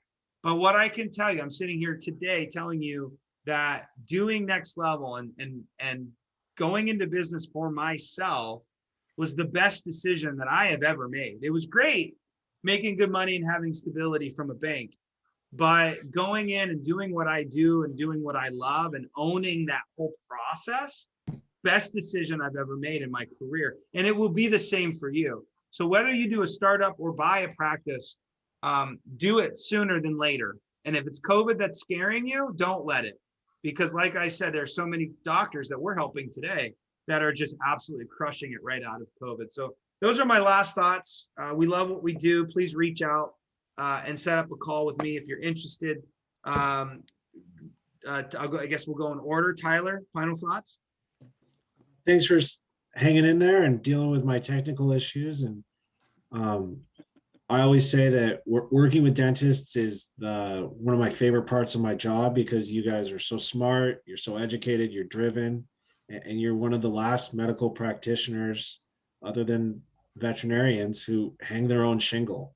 So it's great working with you guys. And like I said, I know how much information you have coming at you all the time on what you should do and what you shouldn't do. And I would just encourage you to use groups like Mike's firm, Next Level, and groups like Rod at Omni to help you sort through that information, because it's a lot, but you guys are have the world at your shoes. So thank you. Rod, final thoughts? Yeah, same thing. Thanks everyone for attending. Yeah, I think one of the polls said that doctors can't find good practices. They're out there. They may not be the perfect practice to you, but they're probably fairly close. What we have happened quite often is just you go to a practice and it's old chairs, and sometimes you can't see the trees through the forest, or the forest through the trees, whichever way it is. But you have to remember that chairs are like $7,000. They can be replaced. So just when you look at a practice, have an open mind and look at it. And like we were just talking about startups, it's another avenue to go if you can't find a practice in the location that you really want to practice in. So, and also one thing I wanted to talk about earlier was don't worry about overpaying for a practice. If you pay $5, $10, $15, even $20,000 more than what you really would like, and the seller is going to back out of the deal because it's $20,000 too low. Remember, you're going to be in there for 20 years. So $20,000 over 20 years is $1,000. It's not worth it to lose out on the opportunity to practice. So, Rod, I'll say that to your sellers. Don't back out over $20,000. Oh, absolutely. No, we tell them both. I know. Meet in the middle. I had to take that opportunity when we're doing seller events just like this. We tell them the same thing. So we're not just telling. No, that's a good point. Yeah, absolutely. But Yeah, I couldn't agree more. $20,000 seems like a lot in today's terms when you might only have $20,000 in your bank account. But $20,000 on a good practice is maybe 1 month's worth of production. Is it worth walking away from a wonderful practice in the area, demographics, all that, over 1 month's worth of production? Probably not. So reach out to any of us. We're going to send a survey out after this presentation. We take it very, very seriously. No one ever responds. If we were here in person, Rod and I would literally be walking around handing you and making you fill that out. But since we're digital era, nobody's doing it. It literally will take you 2 minutes. We would love feedback and how we could be better. So thank you all for being here. And until next time, talk to you later. See you guys. Thanks for Thanks, being on. everyone. See Take ya. care.